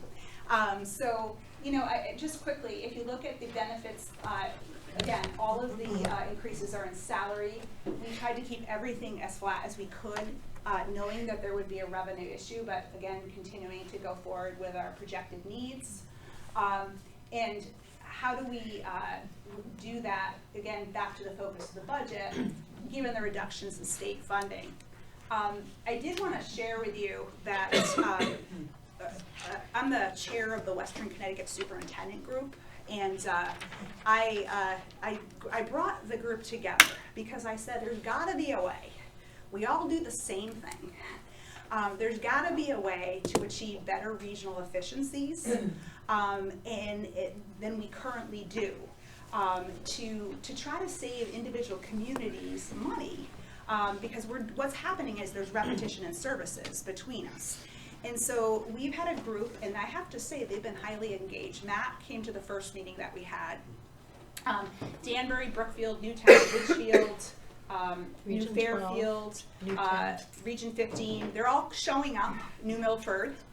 And we've actually started identifying what are some short-term wins, like ways that we can regionalize certain things, and what are some long-term goals. It's kind of like herding cats, because everybody's from a different community, everybody has a different set of needs, they have different busing, you know, schedules, they have different contracts and bidding processes.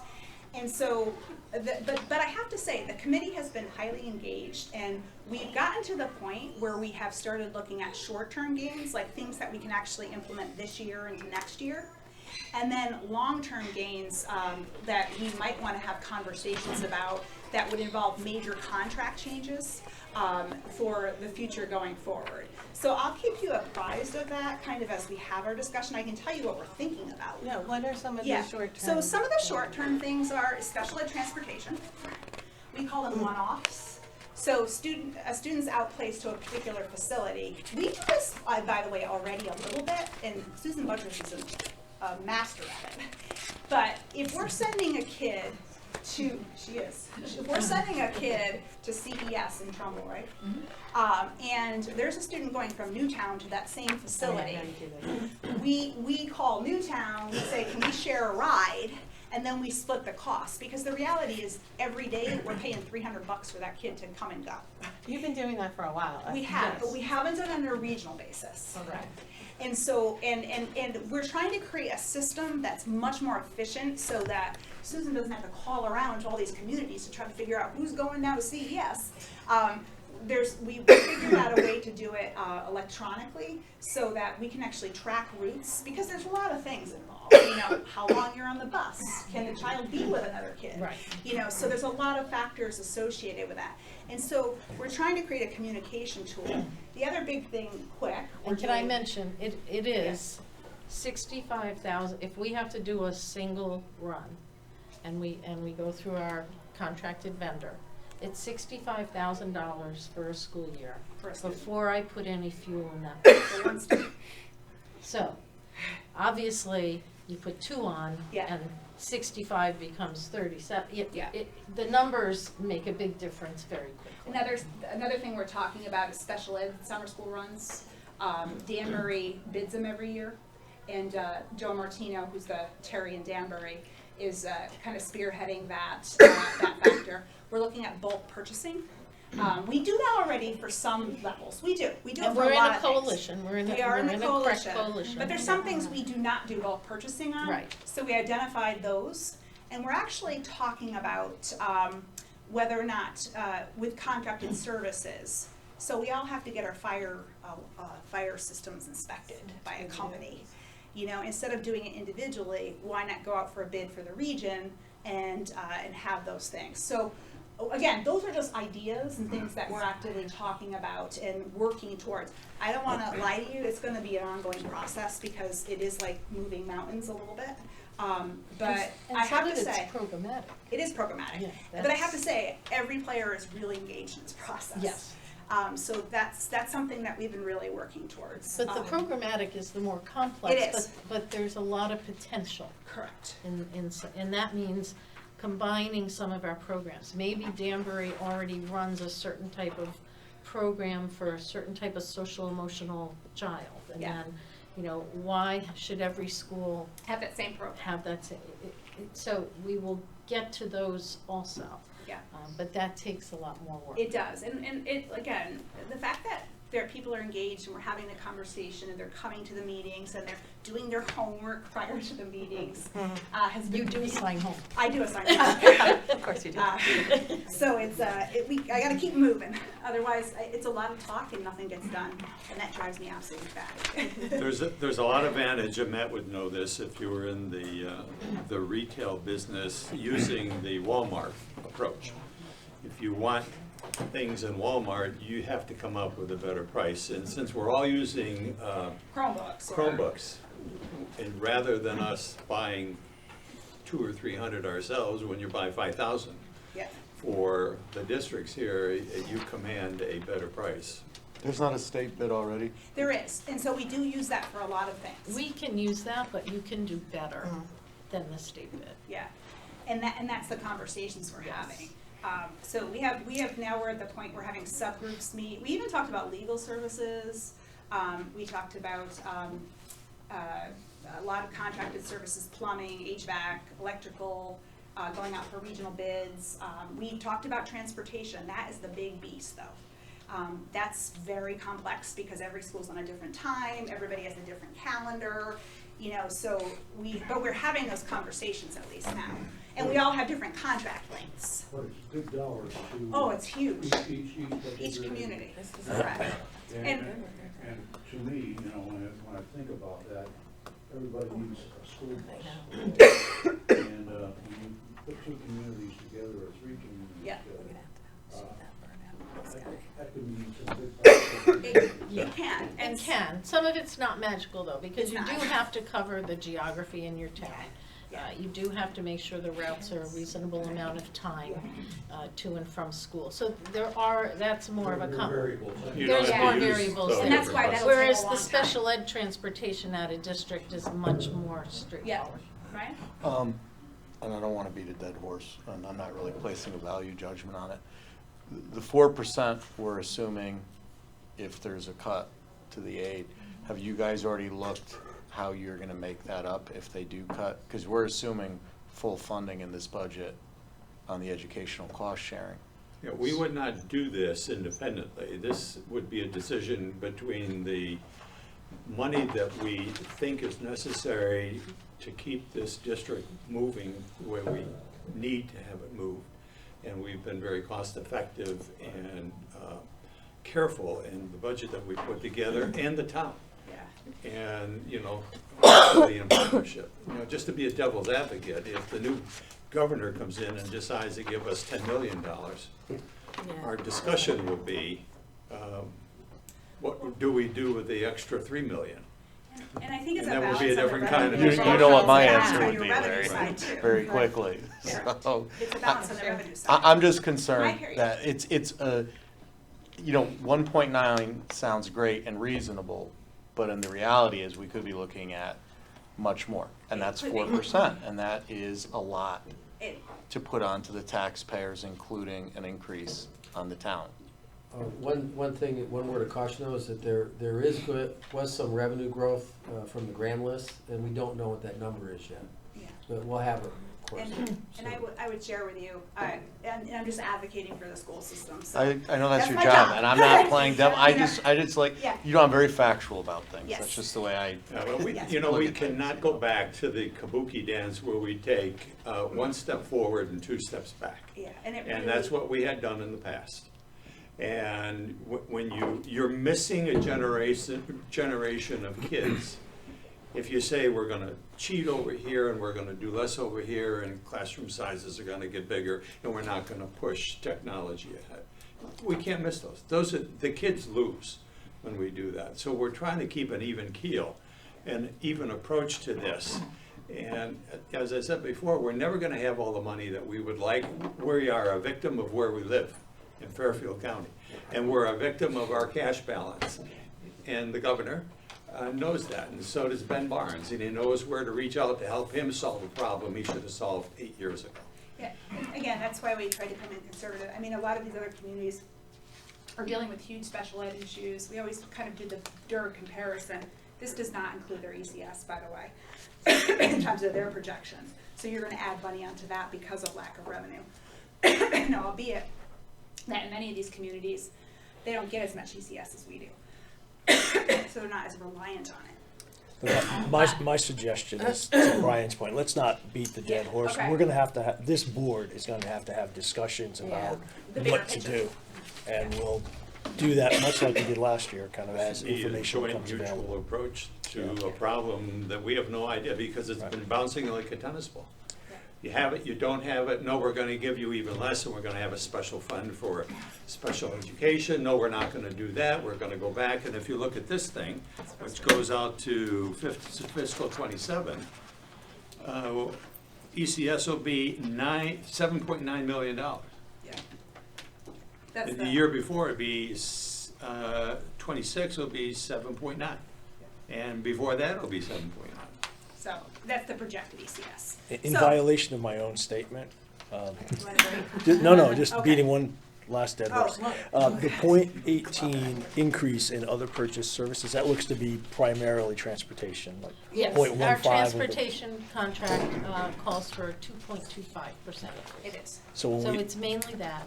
There's a little bit of special ed tuition increase, yeah. okay? Very, very small. And that's That's it. really it. So looking at the 1.91 number, it's Salaries. 1.7 salaries, 1.8 of busing, transportation, Correct. Per student. for the Our most part. transportation contract goes through 18-19. Through 18-19. I wouldn't get excited about that, because districts around us have seen pretty significant increases. And we've extended with our current contractor, and we've seen about 5 or 6 years now of Pretty low. increases in the 2% range. So we've done well. So in some ways, I even get a little nervous about the fact that we're gonna have to, go out and sell. There have been numbers floating around, as we went through our workshops and kept track of what was happening around us in different contracts. 15-20% increase in transportation costs. So our, We are negotiating this summer, again, for the next 3-year cycle, but it goes out a year. So we negotiate this summer for implementation the following July. Correct. So the teachers are the biggest unit, and we're doing that now. And then all the other contracts are in the next year, Carrie? Or they're No, they're out a couple of years, Oh, good. because we had to reopen. for healthcare. When we moved to Connecticut Partnership Plan 2.0, we had to reopen more than just the ones that were due to come up. So we did a lot of negotiating that year. So we go out to around 2020 with a lot of groups now. Yeah. Okay. So 4:60, do you want a break? We're gonna go. We're gonna take a short break, Okay. so reconvene at 20 after. 20 after. Yep, that's Okay, fine. thank you, so we're in recess. 10 minutes. Good time to stand up and stretch. Get the blood flowing here. About combining resources and, regionalizing certain things. I mean, that's like my dream come true. Yeah, Because it's gonna save money. not everything is a miracle, but I know that, we but will what make, you can we will make change, some you can incremental. change. Yeah. And it's kind of leading Absolutely. towards, Absolutely. it's a Because we're in partnership. some It's a step in Classes. the right direction, right? We've always Last been semester. in some cooperative purchasing How coalition many groups, years but have we done, or it's how many easier credits is when that? it's gonna It's be a right 30 here, credit Brookfield, Danvers. curriculum. Well, everybody It will started see last them year. and they want to do things their way. They've got their favorite vendors and I all missed that. it. Where'd you But get really, it? it has School. to be Really? to Yeah, save I'm in money college. in those Everyone areas.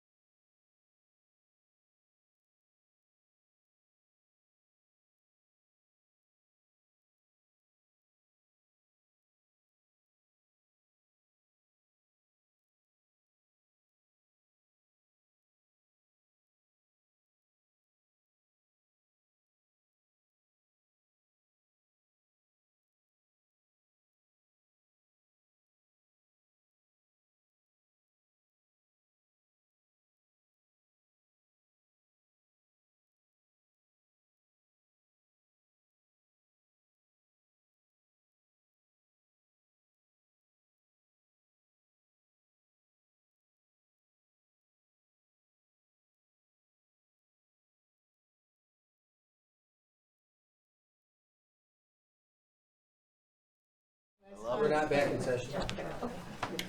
Now we're back in session. We are out of recess. So we're live, and I will turn the floor back over to the school. So, obviously, to go over the 460 account, and you're not going to see a lot of change from previous years. I'm just going to point out a couple things. If you look at in section 6 of your budget, the cover page, you'll note that our overall what we're asking for is $500,008. $8. We need an accounting on that. Well, it That's was coffee. Mr. Kravis. You'll see a net decrease from last year, but you'll remember that the Board of Finance and Board of Selectmen added money in for the roof repairs. So we went back to the amount from the previous allocation, and you'll see the breakdown of that overall, and it's actually on your PowerPoint in a summary format. I can put it back up if you want. But just the management of blanket POs, the outside contracting, the maintenance contracts, and then overall repairs that improvements that we do in the schools. You'll note that most of the improvements in terms of the schools is strictly for the middle school, high school, and Berry, because we know that we're going to be renovating Johnson and Rockwell, so we didn't put anything in those particular schools for this year. And it really scopes the services from security upgrades to different issues that we need to address throughout the schools. Bob, did you want to add anything? Well, we kept a little, I didn't go down in the 207 at all, because I need to keep an escrow a little bit in case something happens to Johnson and Rockwell throughout the year. So We have to make those repairs. Before renovation. Right. Yes, correct. And the other thing I would point out too is Bob's done a yeoman's job keeping contracts at level amounts. And especially the preventative maintenance contracts, you'll know it's just a slight difference from previous year. And again, these are things that we have to do. To expand upon the HVAC discussion that we started earlier, again, we are recommissioning all the units at Berry School this year. That's done? been completed. Okay. Now we're gonna let it run for a while to make sure, because you have to go through a couple different seasons to make sure our changes we made are the right ones. We are gonna then move to both middle and high school and start some reconditioning of units there. I think the high school is just a little more complex because of the infrastructure under it. We could talk for hours about. Let me explain what recommissioning means. Yeah. Recommissioning, I knew you were gonna say it. Recommissioning means that we're gonna take the unit, strip all the controls, settings, bring it back to factory setting, and then reintroduce it to the building itself. And we've done that already at the Berry School, and my repairs have dropped down. I don't have to babysit it now every hour. Now we're going to watch it for a couple of different seasonal changes to make sure that the settings remain whole. But that's what recommissioning means. We strip off settings that have been never taken off, because a lot of this is all computer-based equipment. And as you were doing the recommissioning Right. process, it brought to light the real issues. And so we did have to have some mechanical repairs as well as some controls repairs along the way and resetting. But now they should run the way they should. Yes. I'm just curious about the HVAC on the high school over the gym, just what the outcome of that is, because there was a lot of balls in the air. Yeah, with that. so, I can go in detail. What we've done is we completely took that unit, stripped it down to nothing. I mean, actually took it apart. Took the main heart of it, which is our chamber, took the chamber off, put a brand new chamber on there, and then recommissioned that unit before we put it in operation again. So it's running like a charm right now. But the unit we took off, remember now, it was only put on in 2010. Yeah. They're gonna have that, our insurance company and also the manufacturer are looking to see if this was a manufacturing defect that happened on the. Yeah, assembly I just line. didn't know if there was an update from that, because I No, knew that not those yet. two It said about things 6 were, to 8 weeks. because I only before care who would paid get for it. I'm glad it's working, but I just Yeah. want to know who's paying Yeah. for it. Yeah. Yeah, Okay. and it's, hopefully we'll hear about that in the reimbursement from the insurance company. Correct. But it obviously caused a lot of disruption Yeah. in the school setting, because there was no heat in the gym. The And we had to, That was right at the time when everything was. yeah, remember it was that bitter cold, so we had to put the temporary units in. And we're gonna have, I think we all know that the infrastructure under the high school is just a mess. And so the units themselves have had issues, but because the infrastructure, due to the renovation, or the lack of renovation, that the HVAC systems, at the time of the high school renovation, is what's, kind of causing a lot of the issues too. So it's not just the units on the roof, there's the infrastructure under. Delivery process, yeah. Correct. So, It's my understanding that, you know, there's an elephant in the room up there too, because that's not the only unit. There are 5 other units. oh, there's more than that. Right. Right, but the manufacturers have to be Same liable for those manufacturer. other Same units, that's only So this one. we have to understand whether there That was had a an issue. defect Yeah, and that's what all they're I'm gonna talking do about. about it. Because Yes. those are manufactured for our job Yes. in 2010. That's what I was gonna Yeah. ask, because I remember, it was such a, Yeah. debate about that Yeah. HVAC system when we were renovating it, Right. and, sometimes Yeah, I would it's- say you get what you pay for. Yeah, it's an interesting system, and we're currently right now putting it in place where we won't be putting those same type of units on Rockwell Junction. It's not gonna happen. When will the analysis of that unit that was defective? 6 to 8 weeks. They said 6 to 8 weeks, we'll Yeah. get a metal report back.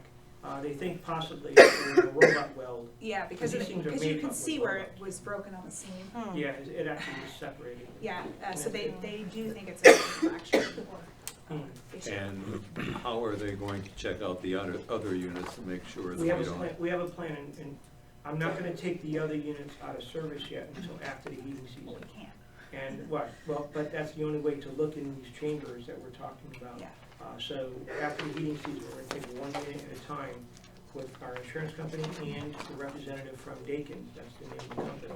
We're going to look in each chamber and look at the various robot welds to ensure that, you know, we don't have something to roll it up. Because I don't wanna come back to you next year, Right. like, oh, we have another unit. Yeah. So Bob, in the 460 account projection proposal that we have in front of us, there's nothing for the high school HVAC, is that right? Well, It is through contract services. right, but see, if you go back to the other page, where I have management of blanket and supply accounts, Yeah, you'll see that I have broken it down, A and B. Well, B is my outdoor, or outside contractor funding. If I have to bring in those contractors to do work, all that cost will be captured under there. That 30,000? yeah, but isn't it here too, Bob? In the next page? That's my normal, that's my that's the yearly normal maintenance. contract, that's my, what we call wearables, so they wear out. So those are your belts, your greasing and all that, that's your normal stuff. And I think it's fair to say, Terry, I don't wanna speak out of turn, but we've had to take it out of other accounts because it's become more of a significant issue. We have, Yeah, we have. we've had to Yeah. shift money. But it's important. I mean, it's important that we get a real handle Yeah. on everything in all the schools with the HVAC systems, and that we spend the time and that we do it right, because it basically was consuming Bob's time for a couple of years, and Not we just can't- Bob, Mr. Troetti, I mean, the principals, everybody. And no, the Interruptions staff of aren't school. happy, and you can't have inconsistent heating and cooling in all of your buildings, because you have very unhappy staff. Well, you have a room that's 50 degrees and next door it's 90 degrees, right, Mr. Troetti? Well, see, the school has, in the 2010 renovation project, there was a number of units that did not get renovated. They left them in place. So what we had is we had units that were old in 2010, now they're even older in 2018. And it's a struggle to keep those train units running, some of the other brands up there running. And now having difficulties with the brand new machines makes it challenging. Are you gonna go through each thing, or can we ask questions as we go? I would prefer just ask questions, Okay. if that's okay. I have a question about, B2, went down with your outside contractor funding. Yeah. Because we had this conversation with the building department about, you know, the plumbing, that they put people in overtime from their department to go to high school.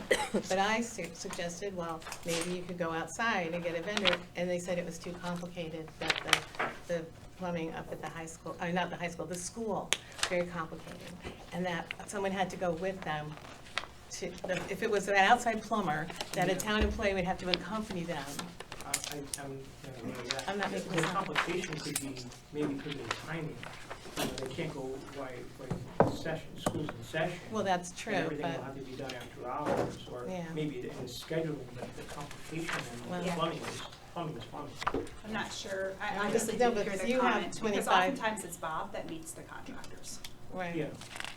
So- And Barry, What would be the we have a local plumber that we call often. We do. Right. And he's been excellent, provided good service. No, I don't. Okay, well, I'm just We comparing haven't the had- budgets and And the the town gets the conversations first because, shot at it first. But, you know, when you have all of a sudden 6 toilets down, one plumber can't do all. No. So you No. have to look at this a little bit more. Yeah. I'm just cross-referencing. One, I want to start by saying thank you, Bob. I Oh, think thank a you. lot of times people don't recognize the amount of work you do. Oh, and thank you. How big a job it is to keep those schools maintained in the fashion that you do.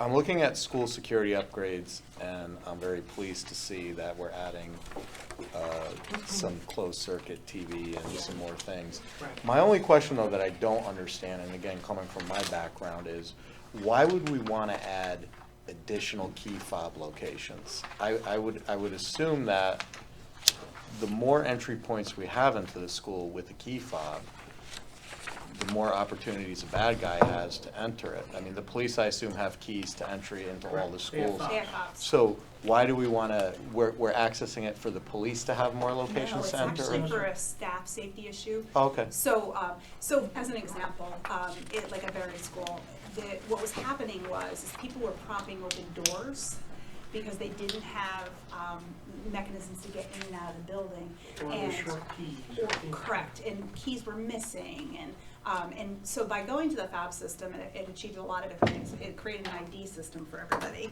but it also allows Bob to see like who's entering the building at what time, and he can limit the access without actually issuing keys. But the biggest problem was propping open doors. So I'm running out to my car, or I have to come in for recess, and it's just easier for us to prop open the door, and it became a bigger security issue on that front. So Bob can control it down to like the actual fob. And is there a camera installed at each entry point? So In very close proximity. Yeah. So you're able to see, like, through every entry point, whoever's manning the front desk can see if there's a problem or if a teacher's being And we forced can see it on our to cell open a phones. door. We can see it on our phones, the police have access to that. I think the one thing I'm gonna say, and Bob and I have talked about this, and we're kind of waiting for the Barry Rockwell thing to happen because we know we'll get the latest camera technology with the projects. Our system is very outdated. It's the first generation. It is, because we and so got the new it's town. analog. And it's fuzzy, it's hard to like, to track, like if Mr. Troidi wants to, if we know an incident happened, they're experts at being able to pinpoint it and tracking kids moving on cameras and things like that, but it's a very outdated system. First generation. It is. So going forward, once we have the new technology in Johnson and Rockwell, we probably will want to expand Well, it out. I just think it's the one area where Yeah. Yeah. we It's a should be deterrent. investing a lot of money, There's you know, another based plus. on today's activities in It is. terms of securing our schools to create the safest environment. There's another plus to but I don't want to say it on camera. We will have the ability to do better lockdowns. Okay. Yeah. So, This is not as dramatic a question, but Okay.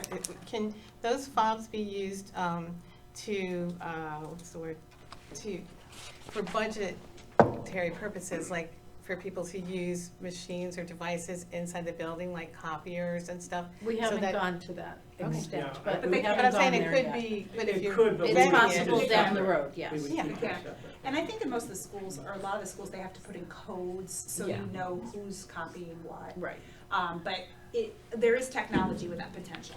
Okay, I'm just thinking while you're gaining it, Yeah. maybe something. Yeah. like And that. do you guys have like an extended capital budget for security? Like, have you guys been looking at, what your needs are gonna be over, in terms of like securing school doors? There's a lot of new devices out that make it next to impossible for the Yeah. person to open a door or. We have, in fact, because of the renovation projects, we have the ability to interact with contractors that are experts in school security. Yeah. And so, we have a meeting March 6th. March 6th, Yeah. but we also have one with the Bethel Police Department. Correct. And we have something called a district safety and security meeting. It's actually legislated, where you have to meet 3 times a year. And we've developed, as all school districts, or most in the state are supposed to have them, all hazard safety and security plan based on a FEMA model. And so in part of that plan, what we do annually is we have an assessment that we actually conduct of security issues around the school. And so the principal, the SROs, and the custodian get involved with that. They have a conversation, they fill out the surveys, they come to Bob and the district safety and security committee, and we talk about, okay, what's the things that we want to focus on for the coming year. And we've done that religiously since I've been here. We also give it to Lower. Yeah, and we give it to the Office of Homeland Security in the Waterbury office, so we submit it to them. And it's a pretty comprehensive process, actually, in looking at it. I think the best thing, especially with what happened in Florida last week, the best thing is to create time, right? That's the key. There's a school being built as the safest school in the country in Indiana. They have the most cutting edge. If you Google it, what they have is unbelievable. Yeah.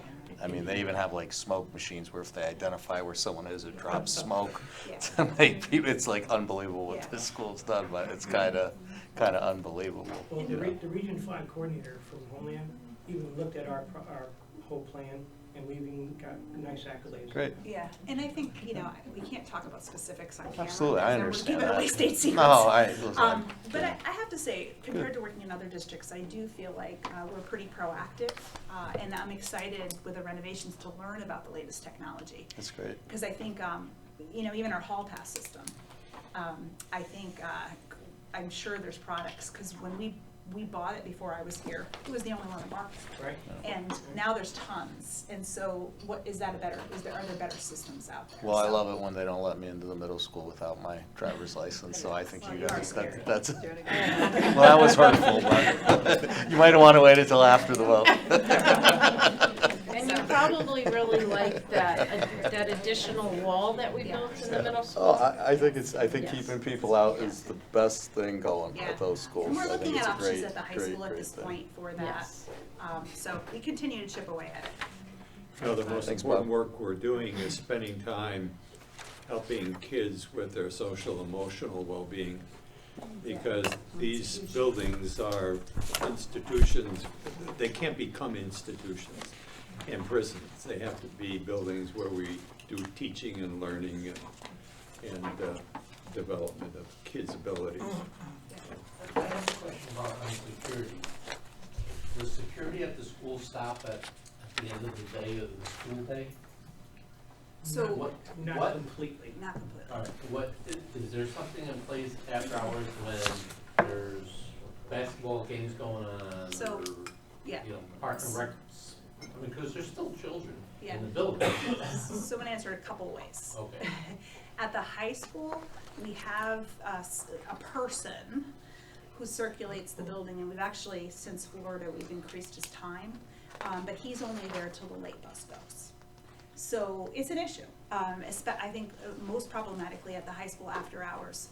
Mr. Karen does a lot with the athletic program, so if we have a big event or game, we hire police officers, and we have our staff that circulates the buildings, or if there's, like the Winter Guard had an event this weekend, they have parents and things, and certainly we have staff that are there.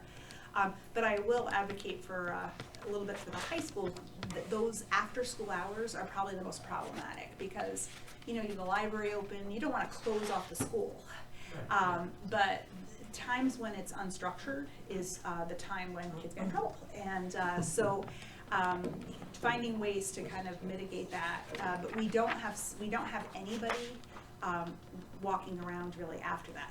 At the elementary schools, we have up until, so not the middle school, through Johnson, the Park and Rec program after school is there till about 5:30. Yeah, so there's a person in the front office until all of those kids go home.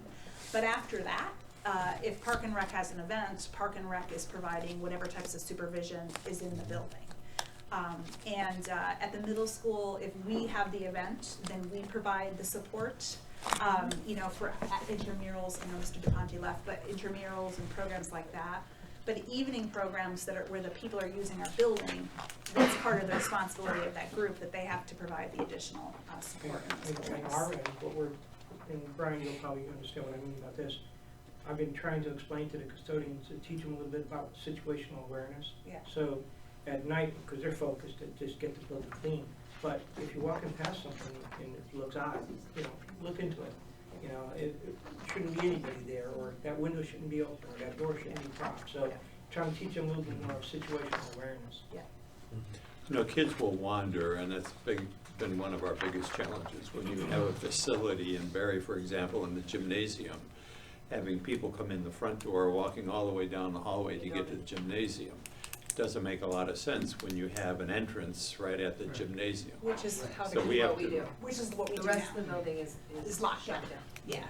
we And have it- to in that- find a way to keep people where they need to be in whatever classroom they're using, or if they're using a gymnasium, and close off the rest of the building. And it's easy to clean too. Yeah, and it's in the new design, we definitely designed Like Rockwell that. and Berry to be able to hard close off those spaces.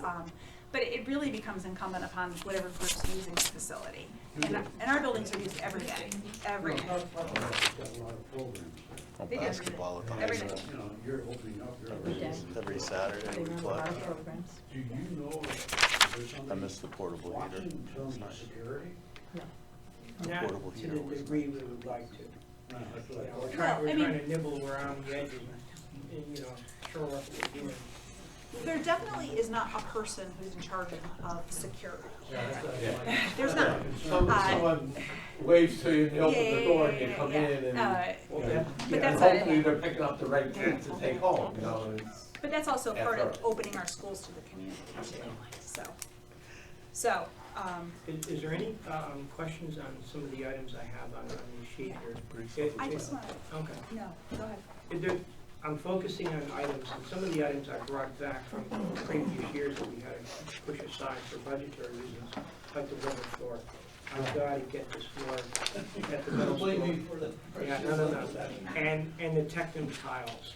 The Tectum tiles for some of the newer people who haven't been here. What about the technical opening the auditorium? Yeah, That's yeah. all it's- That's been Fixed it repaired. done. All repaired? All repaired. If you Those know, are we done. put wooden braces Yes. up there. The strap on? Yeah. Okay. Yeah. We did that, I did that as part of the, when we did the lighting upgrade.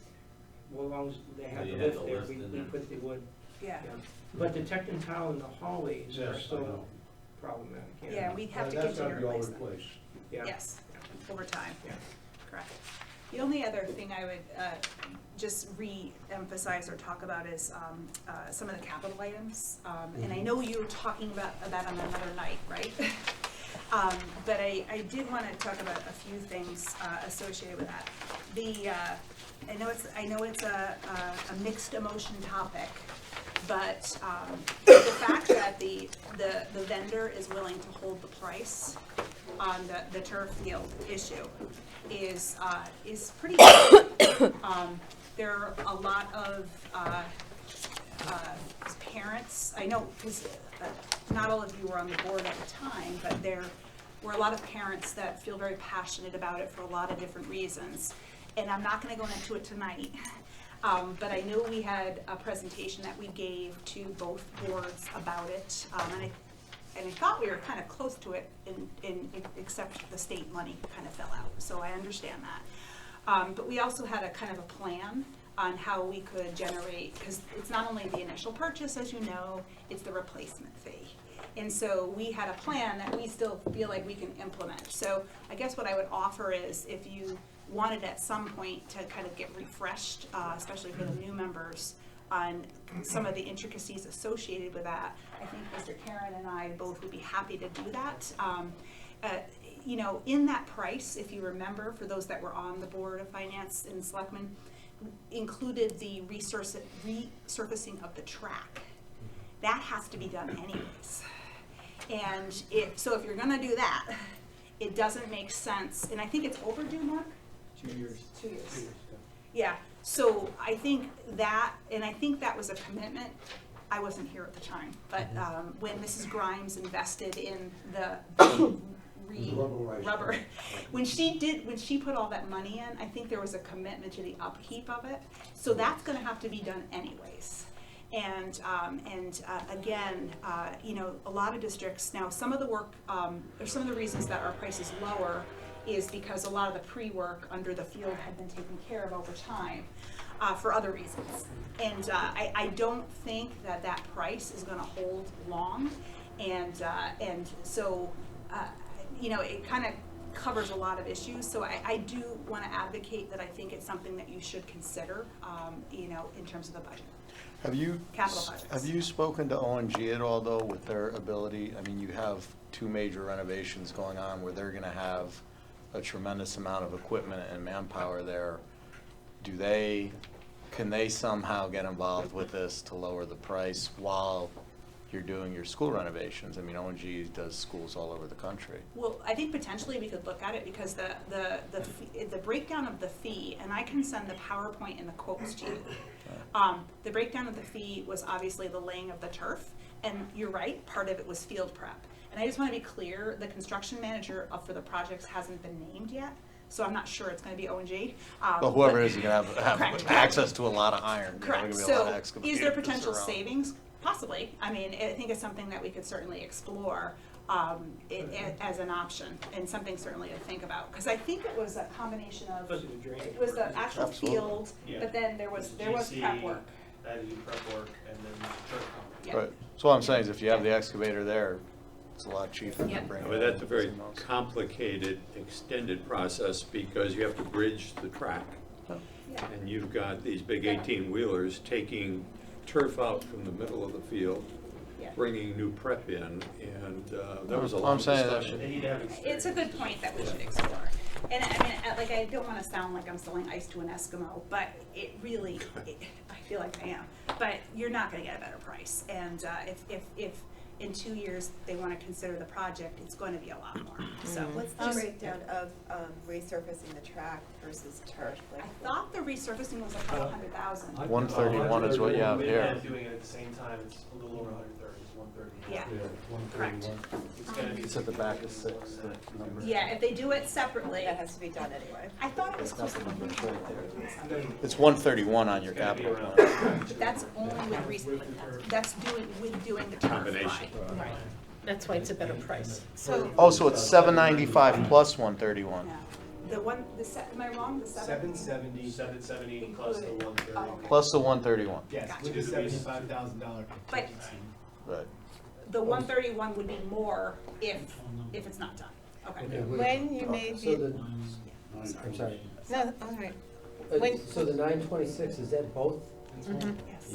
Okay, all right. So the actual number is 926. We have two For the two entire. pieces of paper. Gotcha. This piece of paper, Gotcha. which I think Bob provided us with your input, shows 926, which would be the aggregate of the 795, which is in your schedule here, and the 131. The 795 is 770? Or do you keep it at 795 for miscellaneous? Yeah, well, there's a couple different options that you have within 770. So, you know, things from the decal in the center of the fields, and there's a lot of different options, end zone colors, things Yeah. like that you could negotiate with them. In this 770 book, it's the 795, so is that all of those kinds of things included? Yes. Okay, so we should go with the 795 Plus 131. plus the 131. Yeah, correct. Got it. When you initially made the presentation, I have a memory of it being a little over $1 million. When you first made the presentation. Yeah, and I think we got a better deal. The bids after came that. in better Yes, the Okay, bids came in because that was, We did the presentation Yes. before it had gone out. before it Correct. went out to bid. Well, okay, I think it was either 1.1 or 1.2 million, so. The $75,000 contingency though isn't shown here yet, right? We'd have to add that, or is that part of the 795, the contingency? I didn't bring the breakout budget. did you? I'm just curious because, Yeah. I mean, is the $75,000 contingency built in to the two, because the two Because- numbers we have equal 9 something, 9 and change. There's somebody over here. I was just gonna. That's why I'm just curious, is a contingency in it? Did they figure prevailing wage on this project? I believe they did, but I believe under the new law, if the project's under $1 million, Does he have the number? that you don't have to do prevailing wage. But I'm not sure. I think they did though, right? This is one prevailing wage. Yes. Can I ask a couple questions about the other capital items? Sure. There's some, you know, there's a list of breathtaking items. Yes. So, high school HVAC. So I know that there was one unit replaced. Is this, I guess for the HVAC, for the $1 million for high school boilers, let's just talk about those two things. Are these things like emergencies or non-functioning? No, sir. There was an assessment done on our current equipment, and Okay, they're trying to give a life cycle for those. So Okay. we need to start thinking about Long term. long-term, Okay. yeah. Yeah, so when we wanted to start developing a 5-year outlook at things that could occur, so you had a good sense of what was coming on the pike. The boiler issue at the high school we thought was gonna be a bigger problem. Remember, we had a we meeting talked about that. it. Yeah. And they have been able to resuscitate a little bit. Okay. And so right now, it's okay. Okay.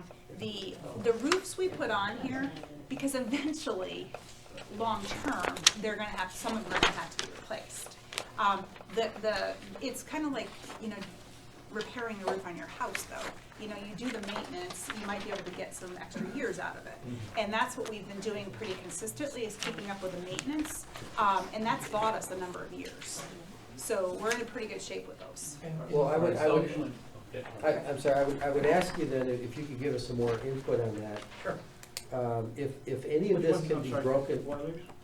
boilers and HVAC, but Okay, if yeah. you can give us a schedule on it, or do they have to be done all at once? Can we do a little bit next year to some, because right now this appears as a request for 18-19, which is a lot of money, so, and we're gonna be struggling with some other things. So if you can give us, reprioritize that, if you can help us out a little bit, that'd be great. Now, same thing on the BMS audit, we got BMS HVAC, BMS auditorium seats, and house and stage lighting. We did that should have been updated. We did do the stage lighting. With the house and stage. Okay, Yeah. so the 50 for house and stage lighting we can take off. It's been done. Okay. Yes, we did. Yeah, Yeah, I know you We expanded upgraded. on the numbers. and we upgraded the sound. And then, Go okay, ahead. so then seats and HVAC, let's, So the seats are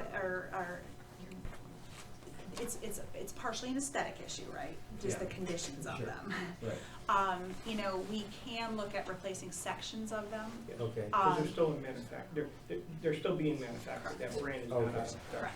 So we don't have to So start we could over. do a little maintenance there to kind of buy some time with the seats in the auditorium. Again, we just think long-term you should understand what those needs are gonna be. And then the HVAC system It's are, gonna be part of that recommissioning, correct. part of the high school, part of the middle school recommissioning process we have this engineer looking into in Perigin. We're anticipating it's gonna be discovering some stuff that's gonna need to get done right away. So that could potentially reduce some of the HVAC issues in the capital budget. Okay, maybe you could do this, I do know from being in middle school that the seats that are right down in front, some of them have been removed and some of them are broken. If you can, let us know over the next day or so, what needs to be replaced. Sure. And so like you said, maybe we can do it in sections, but Yeah. let's start with the ones that don't work. Yeah. Or aren't there. Well, there's a lot of. Or aren't there. A lot of them are starting to lose their original shape, and they're leaning back too far, and Yeah, the metal's right. starting to show some wear. Why is the kids taking that better? So we can get that information for you. So, just in 2022, Which school are you looking at? through well, I'm kind of looking at, through 2022 to 2025, we're looking at $5.1 million in roof replacements. Well, that's right, if you had to replace everything at once. Yeah. That is very unlikely. I'm just. Yeah. That is very unlikely. We just wanted to put a dollar figure, so we met with a roofing contractor, and we put a dollar figure. If we had to like replace all of these, how much would it cost, right, Terry? And we wanted to give you a sense by area. It does not mean that they all are going to need to be replaced at the same time. The boilers? They were, No. Oh, the roof, right, oh, they were all yeah. installed at the Yes. same time. Yeah, well, that's why I'm Yeah. looking And that's at what it made it like. difficult, because they all yes. became due at the same time. But they don't all need to be fixed No, at the same right, time or but So replaced. there's different levels of age and wear and tear. I think we spread it out over different years No, we there. put it all in No? the same We put it all in the same year? Now, I would say too, when we met with a roofing contractor and Bob, I think Matt was there too, and Terry and Bob and I, they talked about different options. This is, I think, the more expensive option. It's total replacement. And there is state reimbursement for roof replacement, by the way. They talked about other options. I call it the bath fitter option, where you can put put a roof in the roof to conduct their, they can do that in some of the Right, spaces. there's new roofing products that can encapsulate. Yeah. It's a flat roof, right? Yeah, providing you have No, but they can do no it. mold or no water. Yeah. So our job right now is to keep them well maintained, because if they're well maintained, it's less likely we'll have to do a massive replacement. It's too bad they weren't pitched roof. A lot cheaper.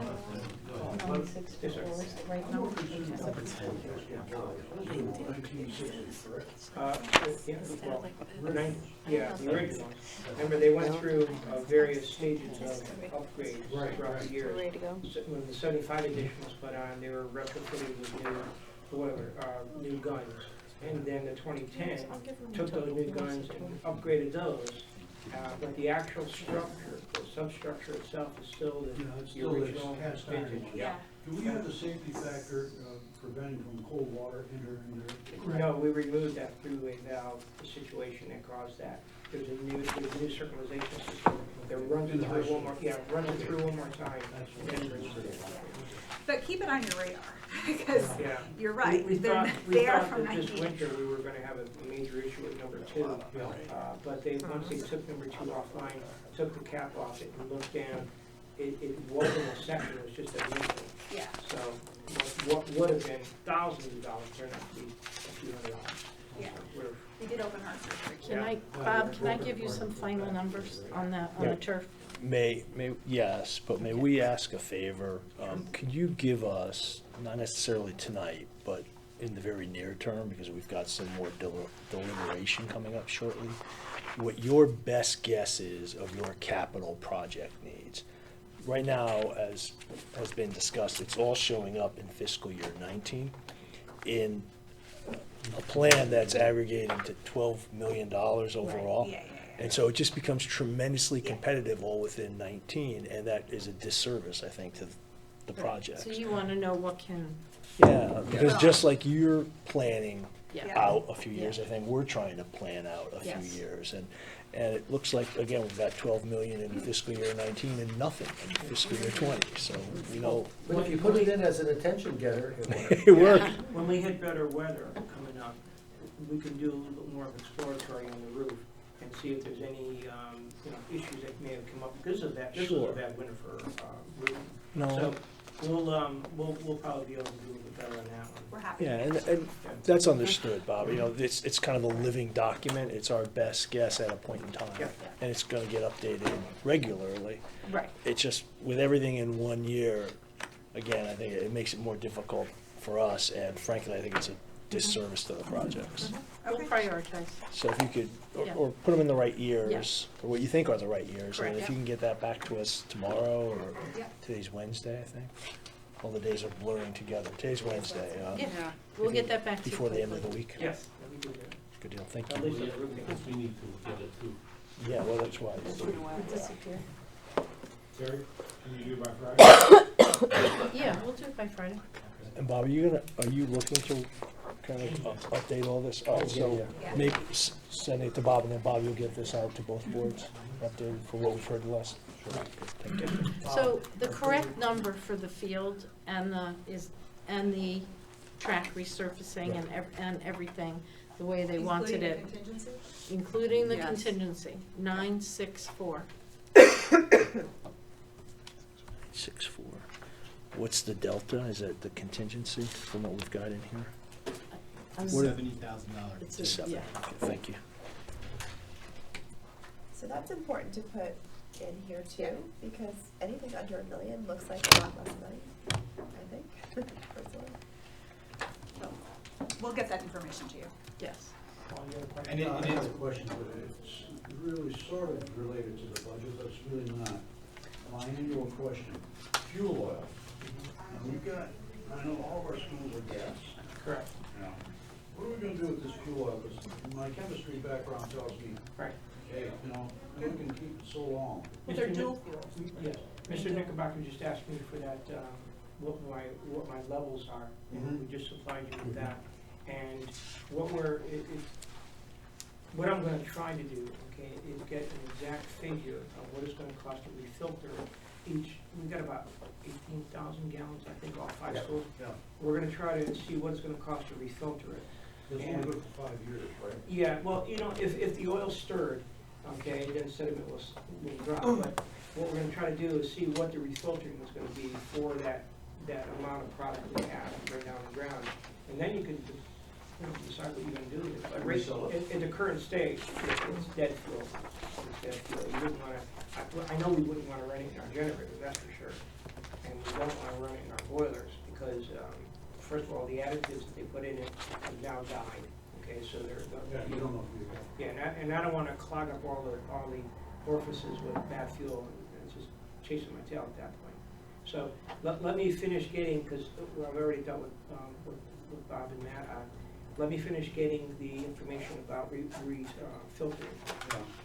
Because only a few companies in Connecticut do that. Are we ever gonna use it? If Right. not, Yeah. let's just sell it. Yeah. Bob, I'm sorry. Yes, sir. Are the tanks underground? Yes, they are. And have we, when we're done, are we gonna have to remove the tanks, or is there gonna be a way that we can ensure that there won't be any leakage once we remove the oil from them? Exploring that idea about what we do with the underground tank, currently we're exploring. There's a couple things we could do. We could fill it with sand, clean sand, and leave it there. You don't wanna leave an empty tank underground, because it'll originally Obviously. flow. And you don't wanna build up, gases and things like that. And for Johnson and Rockwell, it's included as part of the project. Yeah. So they'll remove So it, they'll of deal course. with it? But I was talking with the engineer, they're gonna try to put in a smaller tank, that would not have to be a 10,000 gallon tank, because we're not on primary, fuel oil, we're on gas. The point in time we replaced those boilers, it was beneficial for us to go dual fuel. So we have an investment in a piece of equipment that's probably today, based on the cost of gas and fuel oil, The other, you know, the other good news, unimportant. the other good news is that we found out that the tanks are double walled, so it gives us more lifespan, without having to worry about it. We had thought that, Very is, isn't it? no, they all are. All are. You know, Yeah, all so we had replaced. thought we were gonna have to pull them out of the ground sooner or do something sooner, and, Yeah. bought about Yeah. 10 years. If they didn't leak, it shouldn't be that bad. No. If they- if there's no Barry leak. and Johnson were my original leakers. Yeah. And Johnson leak. took that whole mountain to, So, Are we going straight gas for the renovation? I think the committee's in discussion about it, yeah, and that building site committee, because when you're dual fuel, you don't get high efficiency. yeah. So if they wanna go to just straight gas, and then you can get high efficiency, higher efficiency we get now. They're actually having that walkthrough tomorrow Yes. about that very issue. So, Those boilers that, Johnson better replace. Johnson went in 09. yeah, they're brand new, Okay. so, That's part of the issue too. Yeah, and the domestic hot water heaters have all been replaced within the last 3 years. In fact, I'm doing one at the high school right now. I want to go back to the turf field for a second. Sure. I have some of the same questions I had the last time, and one of them is, well, the first one is this a no-frills price? Does it include anything like, I mean, what I don't know, I still don't know, are the associated costs to maintain the turf field, if there's special equipment needed. Like, I had the same questions last time. The other question I have is, when it was presented, it was said it's gonna make money. And so, for me, because I don't have the philosophy of if you build it, they will come. You know, I'm kind of into marketing. So I really wanted to hear some kind of structural marketing plan. And I don't think it's enough to say, well, I know a guy who plays in a league in Danbury, he'll bring his people over. I mean, I think it needs to be a little more structured than that. Yeah.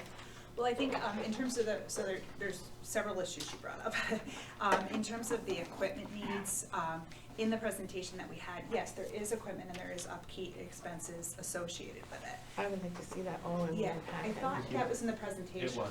Yeah, It was. so I will get you a copy of the presentation again, because we outlined, you need a special, like, a tractor adapter and. Yeah. Correct, Yeah. a gator, so there were definitely fees associated with it. And I think, what I think became the most, animated in the discussion too was the replacement cost, and that's where you develop revenue to do that. And we also have a pretty aggressive fundraising and advertising campaign that we were ready to implement to help offset that cost. You know, we talked about that concept of like a special fund, a turf replacement fund that other communities do. Like Terry gave the New Fairfield example, so that certain types of monies went into that fund, and because we know what we have to budget for annually for the replacement fee, right? Because whether or not you get 10 or 12 years out of that turf field, it really depends on your upkeep of it, I think is what the issue was, because and I'm not just talking about what the vendors told us, because you never listen to them, because they're going to try to sell product, but just talking to other communities and upkeep and doing that research, how long they really get out of the length of the field.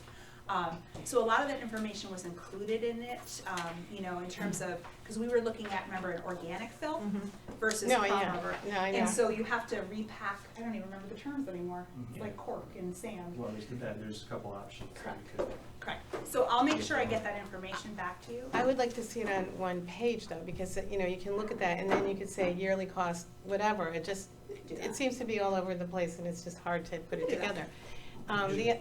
The other thing about the marketing aspect is, have you talked to or found out what other communities, what their revenue is for their turf fields and how they go about Yeah, I mean, marketing it?